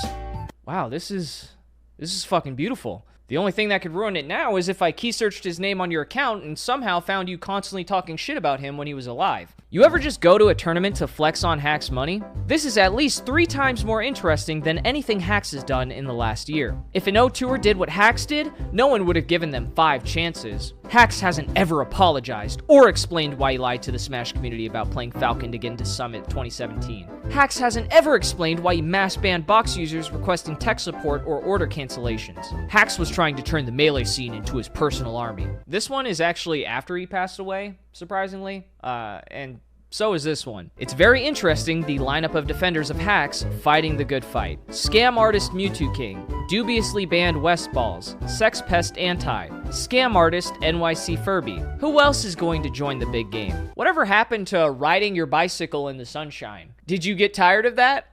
Hey Hacks, when's the next Hacks' nightclub? Oh wait, skull emoji, laughing my ass off. And here's Rusty also defending Hacks getting doxxed last July. You are a two-faced pussy who couldn't even look me in the eyes when I talked to you. And even if you did muster up the courage to do something, you severely underestimate how many people supported me there. We had like the free Hacks Secret Service all in attendance, and I wouldn't have had to lift a finger besides to pose for my photo op behind the podium. I hit one of these real quick, surrounded by a sea of red Adidas, and I'd be the president of Melee faster than you could say my B. Oh, this guy's also a fucking weirdo. There was this guy named N Shadow who knew Hacks, but decided not to go to his funeral because I was there and other people, and then accused me of spreading genuine Nazi shit during my speech. First off, you're a terrible fucking friend. And given this decision, I question the legitimacy of that claim altogether. Secondly, the National Socialist German Workers' Party is not interchangeable with thing I don't like. If you are someone who does this, I'd bet money that you, 1, have a Reddit account, but also that you know very little about politics. However, that's irrelevant because nothing I said was inherently indicative of a specific political party anyways. Unless you think integrity, consistency, and transparency for conduct management in a video game community is synonymous with Nazis. But then we'd have a way bigger problem to deal with. I know you're itching for it, but we'll get to the politics in a second. I wanted to first quickly address the fake mom conspiracy. I knew that she was real the whole time because I was pulling the strings, baby. No, because when she asked me if I could go to the funeral, I told her I couldn't make it on such short notice. I didn't have the money to take like an impromptu trip to New Jersey.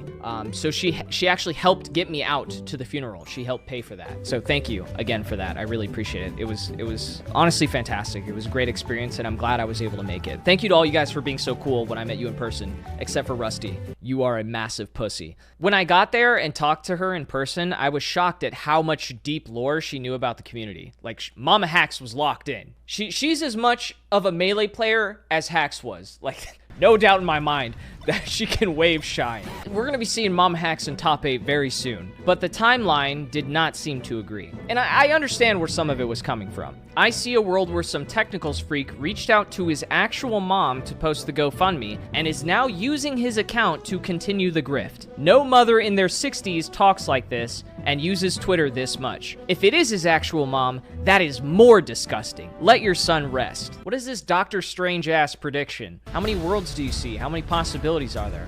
Is this the one reality where we get Hax's mom to shitpost on the timeline? Oh, dope. Here's our boy Rusty again. To those wondering if Hax's mom is actually running the Twitter account and whether or not he got hacked, I'm going to the funeral and asking her. Edit, I'm going to the funeral anyway, but now I'm asking given what's been posted recently. I knew Aziz, and I'm honoring the dead. I am saying this with total respect to Jeanette.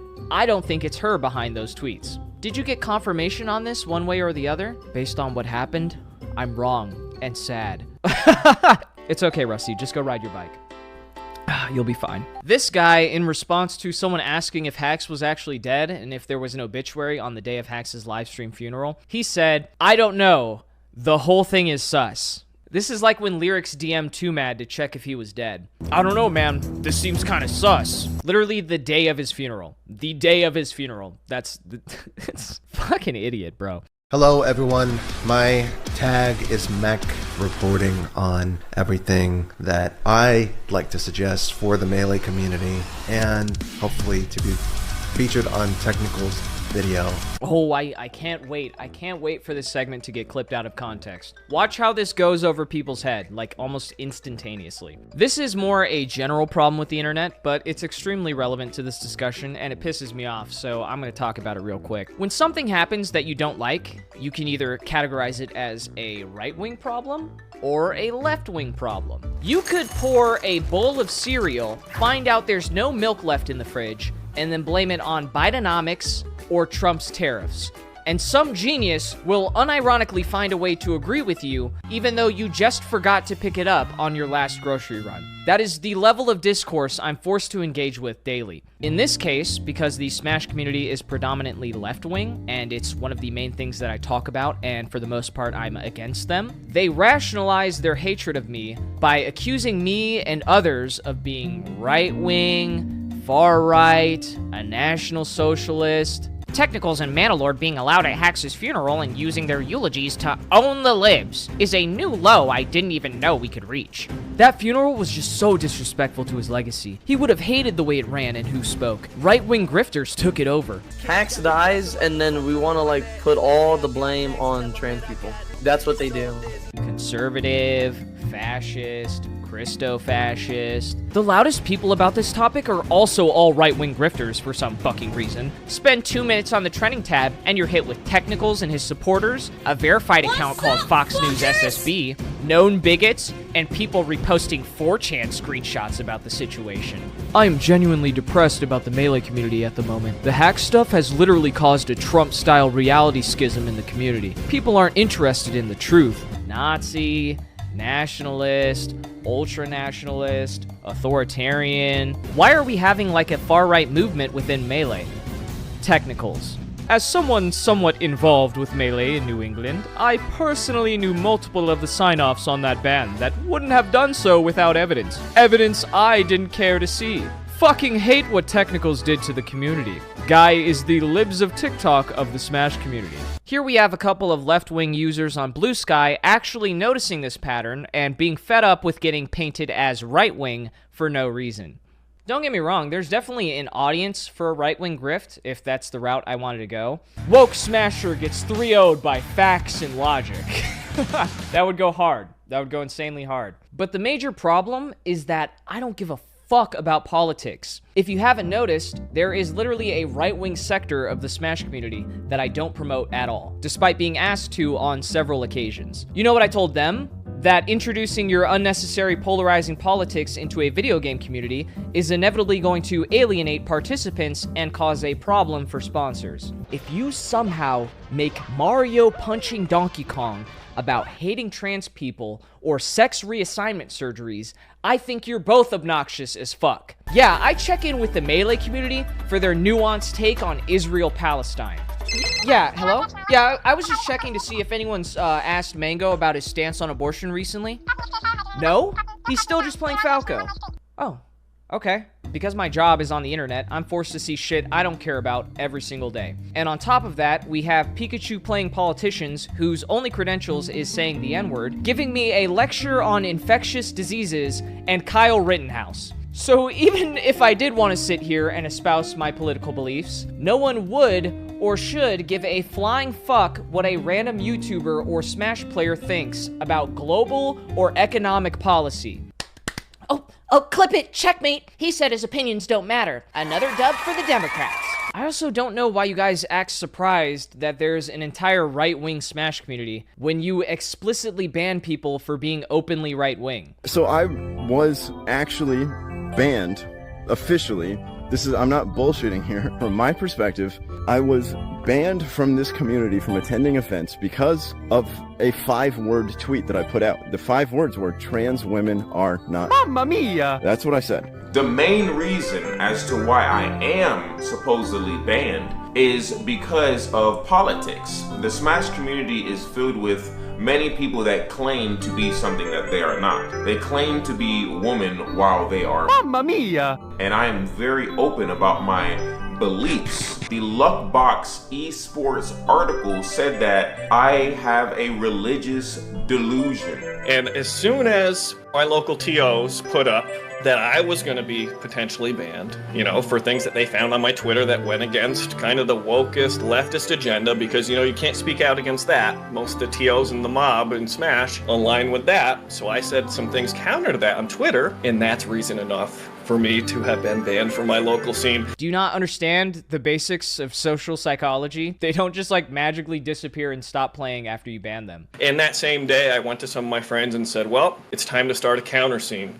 to the Smash scene, because what else can I do? I've gotten back into Smash, I love it, I like it, and there's something wrong going on here, so Mana Monthly was created that day. If you have no roadmap to redemption, no guarantee that they can return if they change their behavior, and will forever treat them like an irredeemable piece of shit. I know the TOs don't care, but that's actually my point. See, they offer no solution for somebody like me. And they just say, yeah, just go away, just move on. I don't accept just moving on just like that for something that I put so many years into. I put passion into it, and they're gonna just frame me out as a racist for their own amusement. They're going to keep playing the game, but now they're pissed at you specifically and are going to be even more right-wing in spite of you. You've effectively created your own radicalization pipeline, and then soy face when you see more political extremism. No bullshit, I'm being 100% genuine when I tell you this. The solution is to get rid of politics entirely, not to shoot up a fucking signal flare to your opposition every time you feel your worldview being slightly challenged. If you did that one simple thing, you wouldn't have to deal with a 2-party system and radical political activism in a Nintendo party game. Yo, Zion, I don't really know you. You wish you were me, bro. Stop being so fucking transphobic. Maybe we'd let you back in this fucking community.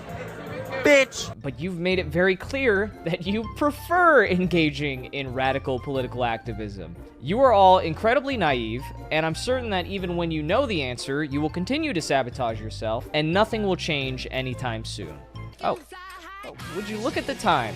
Whoa, I can't believe Technicals in his new video said how he hates gay people. I mentioned this concept kind of briefly and almost jokingly in the Victims of Leffen video, but it is a serious and prominent problem when it comes to how they handle differing ideas and handling conduct. Both before and after Hax passed away, people somehow think it's entirely my fault Hax's situation was mishandled. If you want to make that argument, you'd have to ignore how the Smash community has existed for over 2 decades, and in that time frame has failed to create a centralized form of conduct management every single time. I don't think Smash can govern itself. That can't all possibly be my fault, right? I haven't even been here that long.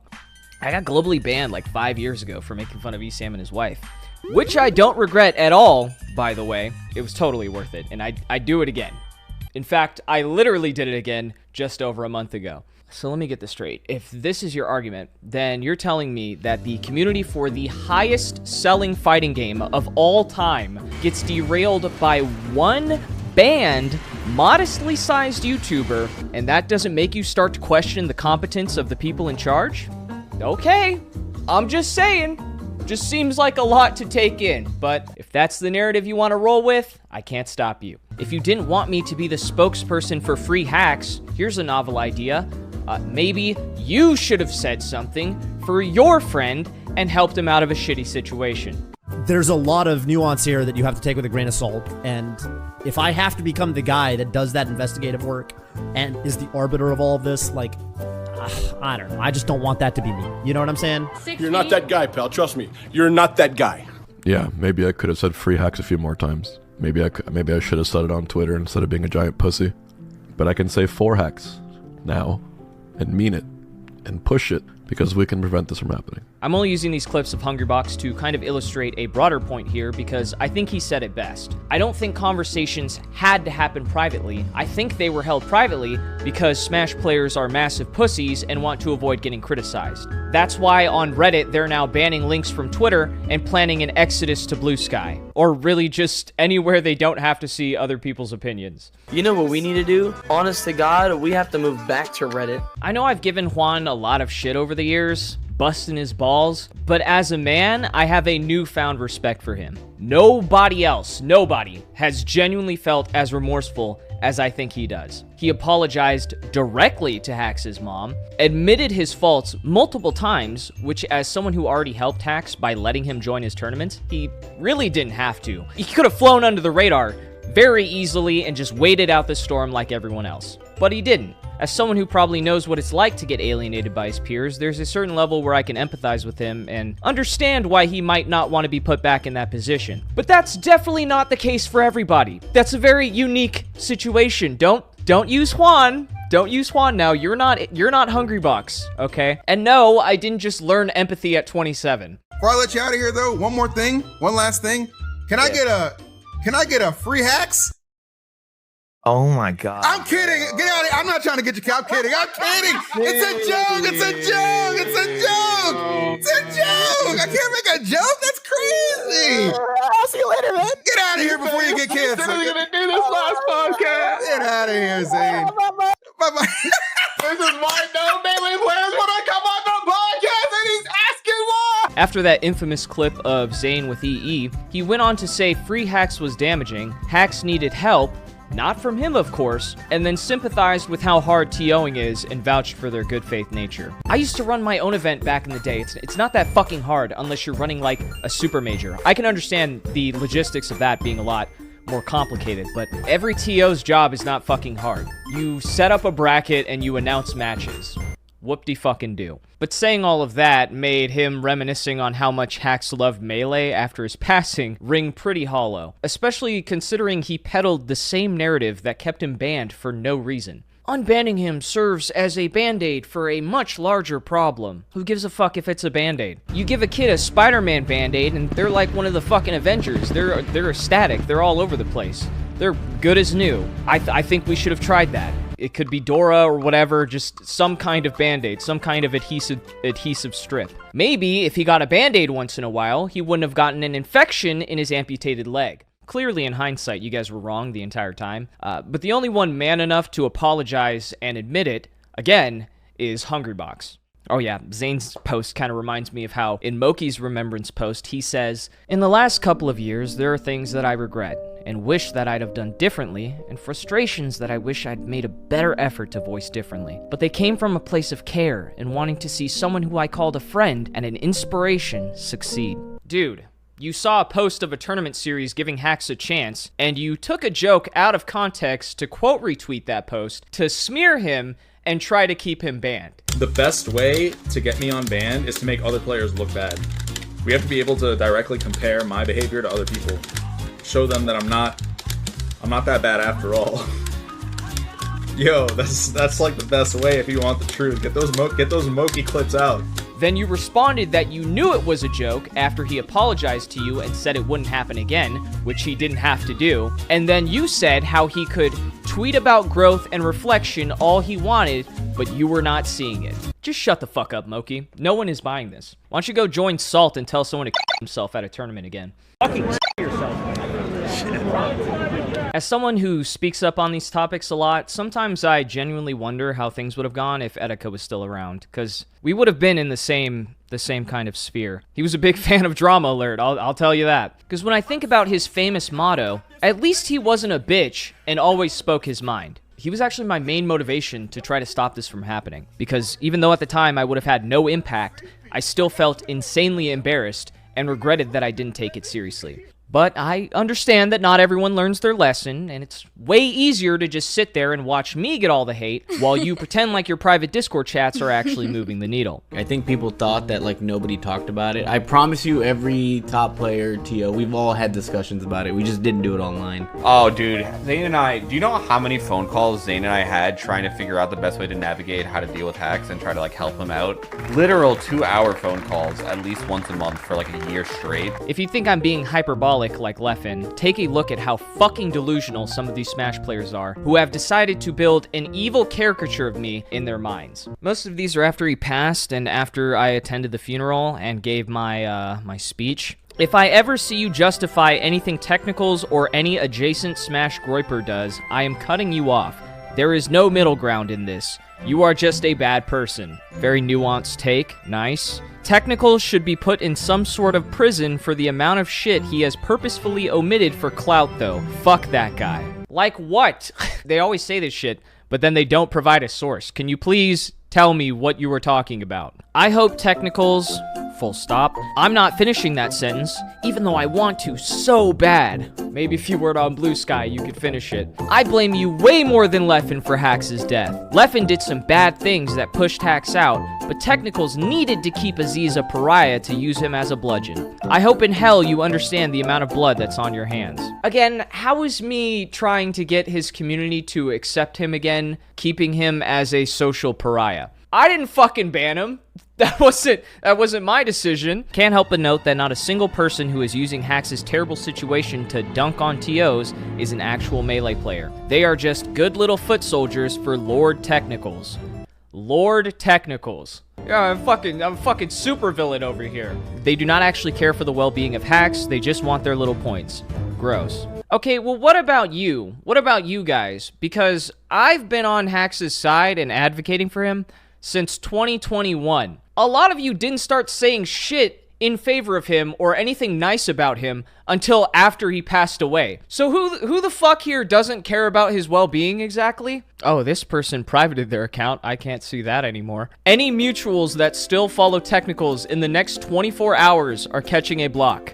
Was this the most important thing that happened on March 25th? This was the thing you need to make a post about? You had to curate your following list. That had over 700 likes. A lot of these have a lot of likes on them. Should have been Technicals. Sorry, not sorry. Rest in peace, Aziz. Couldn't just say rest in peace. Couldn't just say that last part. Had to make it about me first, somehow. This one confused me. There was this post that made its way around the internet from Smash Sisters, and a lot of people were kind of poking fun of it because a majority of the people in the photo were trans women. I didn't say anything about it. I personally didn't give a fuck. Did I miss something? Why is there Smash Sisters discourse? Full Bloom posted a picture of the crew battle, and the Technicals mob found it and starting turfing. You realize there's other people than me and my subscribers on the internet, right? These people have their own agency. Why do you only think in in-group and out-group? It's such a low IQ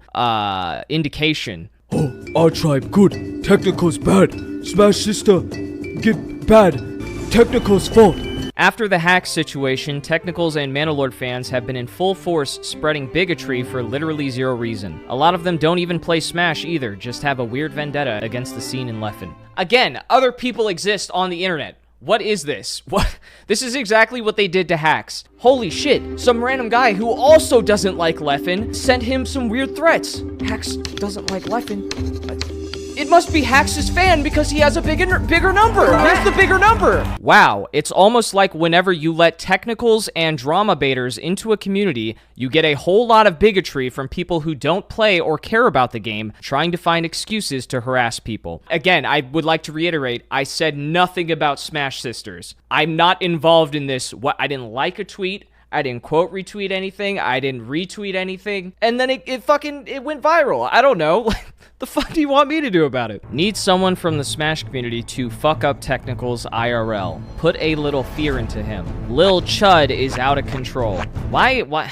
It's always someone else. It's never I'm gonna do it. It's never I gotta put some fear into them, because they know they're not going to. Can anybody help? Can anyone put some fear into him, please? So Technical's gotta die, bro. Technical's speaking at Hax's funeral about the Smash community being the reason he's dead is pretty low and disgusting. Honestly hope someone beats his ass. Technical's being at Hax's funeral and spewing blasphemy in front of his embalmed corpse is a level of shame I can't even conceive, let alone digest. Somebody needs hands put on him at the bare minimum, and like soon, tomorrow, if not today. Someone needs to beat Technical's ass ASAP. Not Gorillionaire. Somebody, please! Can somebody beat this guy's ass? Anyone? Nobody? Fuck, man. That's how you know that my speech hit the right target audience, because these are the people who were crying about Leffen getting death threats, yet they're saying that I need to be killed. They don't see the irony of it. They're like, let's keep Hax banned for life because Leffen got death threats, but fucking kill this guy that I don't like, please. So because they dislike me, they justify wanting me assaulted, say I should be killed, I should die. Which, like, if I was Leffen, I would use this to, like, get some media coverage or something and fucking hide away in my house for like a week. But none of them are gonna do a fucking thing. It's so obvious. It's just shit talk on the internet. If you grew up playing games like Warzone, you would hear this stuff 24/7. This does not faze me. You gotta be pretty descriptive and accurate if you want to instill fear in somebody. But if this happened to Leffen at any point, they would cry their fucking eyes out and say you need to be banned for the rest of your life. None of these people are gonna have anything happen to them for saying this about me, because the people in charge agree with them, and there's no objective standard of behavior. It's not like a standard where, okay, you broke this is the punishment, it said it right there. No, it's, oh, someone I don't like broke this rule? Okay, now time to actually enforce our code of conduct. And it's so blatantly obvious that that's what's happening.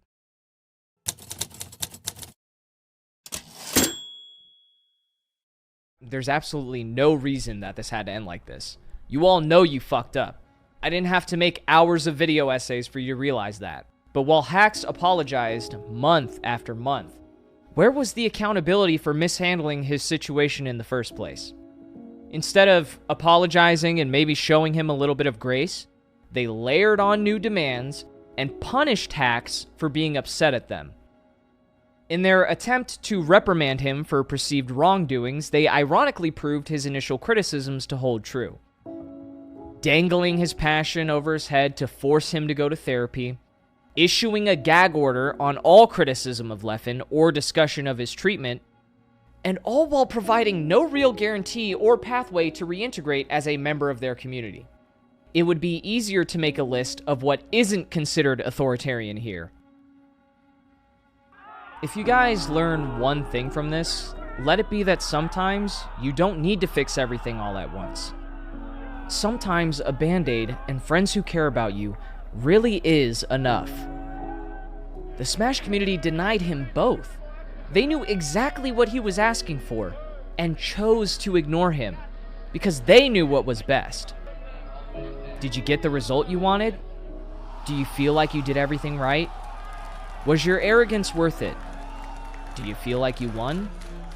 Did you minimize harm and maximize happiness? What a set. Hax Money out at 4th place at Genesis 7. Hungrybox moves on to face Mango. Hax played so well. I'm so proud of him. I really am. I mean, yeah, you're right. I've known him for more than 10 years. I've known him since he was a small boy. A small boy. And, you know, what a story. It's just like the spirit of Melee. So many of us have played the game for years and years and years and years, right, and we haven't really made it to the stage where we feel we can play. Right. And here he is. Here he is. His last. A testament to all of us who've worked so hard. Yeah. That's all I had left to say. Hax always did want to set the record straight, and I wouldn't be able to sleep at night if I didn't at least pay my respects one last time. I haven't been able to sleep much because all I've been doing is going over information, reading documents, gathering clips, just knowing in the back of my head that none of it fucking matters. It doesn't matter. Nothing's gonna change here. I've been doing this for 5 years. 5 years, I've watched them not do a single fucking thing. I've watched them all stand on podiums and declare that there's going to be change, declare that there's going to be more effort put forth to handle conduct. For 5 years, they've done fuck all. There is nothing to show for it. And if the Smash community doesn't stop and take a hard look at themselves and fix the way that they deal with conduct, it won't be Nintendo that kills the game. It'll be a slow and painful road paved brick by brick with good intentions. Thank you guys for watching. I know it was a long video. And rest in peace, man.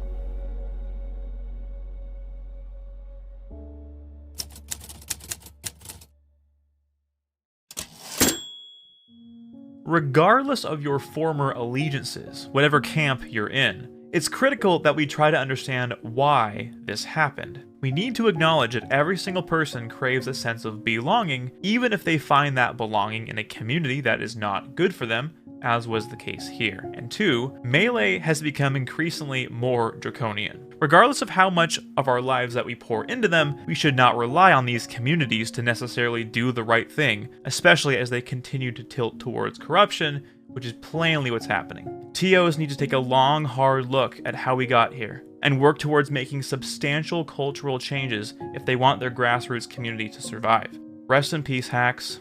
We're going to miss you. Hey guys, I'm Krebs. I've hosted tournaments offline and online since 2012, so I have a lot of experience dealing with banned players, banned lists, and even unbanning players. Hax's case was definitely more of a borderline case that I think should have been revisited every single year. What I personally was an advocate for was having one region that would allow hacks and host weeklies and monthlies and regionals that would allow him. And specifically a region that came to mind was a region like Dallas with FX Game Exchange, formerly known as Tourney Locator. All it would have taken is one region allowing hacks, letting him prove with time and good behavior that he was ready to join the general community again. I genuinely think this would have saved his life.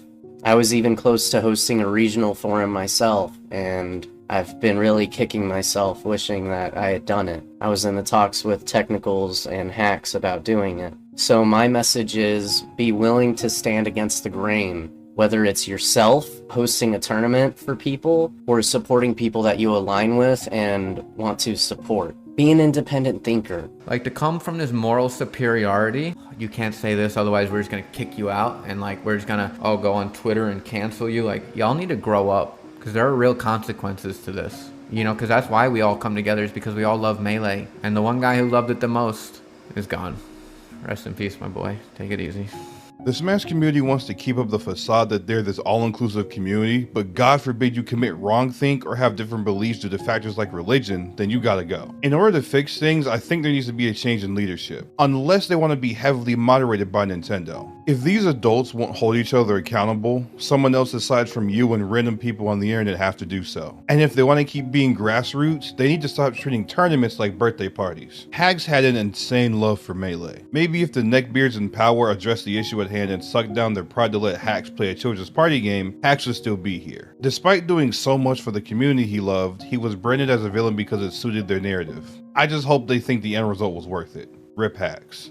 Now, personally, I think that there should be some checks and balances when it comes to situations like those, because I don't think the Smash community has been keeping the TOs in check. Second off, and this is just a stretch, I personally think that we should not have as many indefinite bans unless it is an emergency. Start date, finish date, leave it at that. Another thing I'd like to address is the consistency issue. We've been having a lack of consistency. Ban Leffen, and also, by the way, cheers. Rest in peace, Hacks.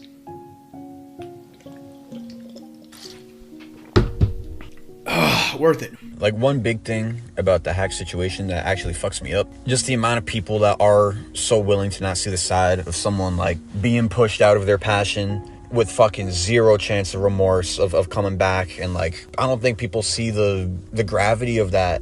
Like, that shit is really fucked up, especially when it's revolved around something that, you know, someone's making their living off of, their legitimate living. And like, people think they can just like insert their elitist ideas of what's right and wrong when someone's life is actually on the line. That's not just a debate anymore. That's real fucking life. Maybe look into definitely a lot of new management, new people being in charge, things like that, because clearly what happened with hacks is just like it's a fucking travesty. Either you're a lot more strict with everyone, or you're a lot more lenient with everyone. Like, it's either one way or the other. Like, we can't do this fucking pussyfoot bullshit at this point. It's annoying. It's really hypocritical. So, like, that's two things right there could be done to help with improving the scene as a whole.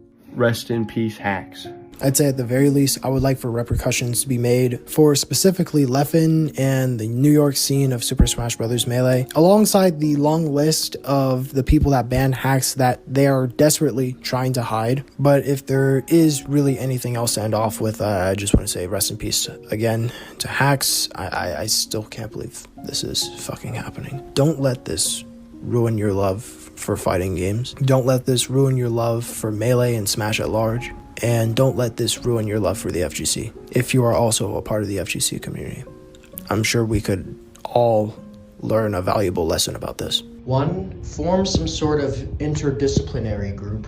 This should be an outside third party. Furthermore, obviously there needs to be proper rules and procedures for banning and appealing. In like Hax's case, that was completely egregious and, in my opinion, very deliberate. This isn't just about one person. It's about a system that failed to consider the human cost of its decisions. I would not like to excuse people's mistakes, but to challenge the way we handle them. If we truly care about community safety, that care needs to extend to everyone, not just people we feel comfortable supporting, but also people who've struggled or may have done something wrong. No one should ever feel their life is over because a group decided they didn't deserve another chance. Let Hax's memory serve as a wake-up call.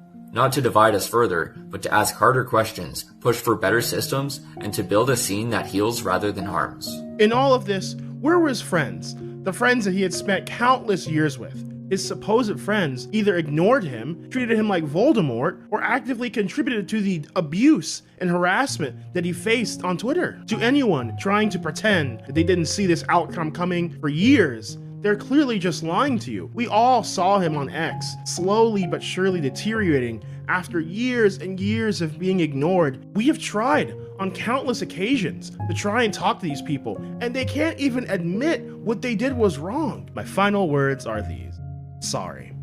Sorry to Hax that he had to die for anything to happen, and sorry to his mom. This didn't have to happen. Thanks to Tech for letting me speak, and RIP Hax. It happened with Etika too, where the internet continues to act without remorse towards people who are crying for help in a veiled way. And what do people do? They continue to troll, they continue to pick at them, they continue to disregard them, spread rumors about them to other people so that people could like disconnect from them, not associate with them. Remember, we're humans, right? We thrive off connection. He literally passed away from extreme depression, from extreme sadness, from just crying and being sad and feeling left out. Imagine leaving the planet that way, bro. That's so depressing. That's so sad. So many people that I thought didn't care about me checked in. Whenever there's death, that's when people remember, oh wait, we're all humans and we should like check in on each other. We should make sure everybody's good. And it sucks because after a decent amount of time passes, people revert to the way they are. They revert to showing disregard for human life again. And then the cycle continues. I just want to say rest in peace to Hax. A very good person, good friend of mine for a long time. And it sucks to know that his parents have to bury him. With that said, thanks everybody for listening, man.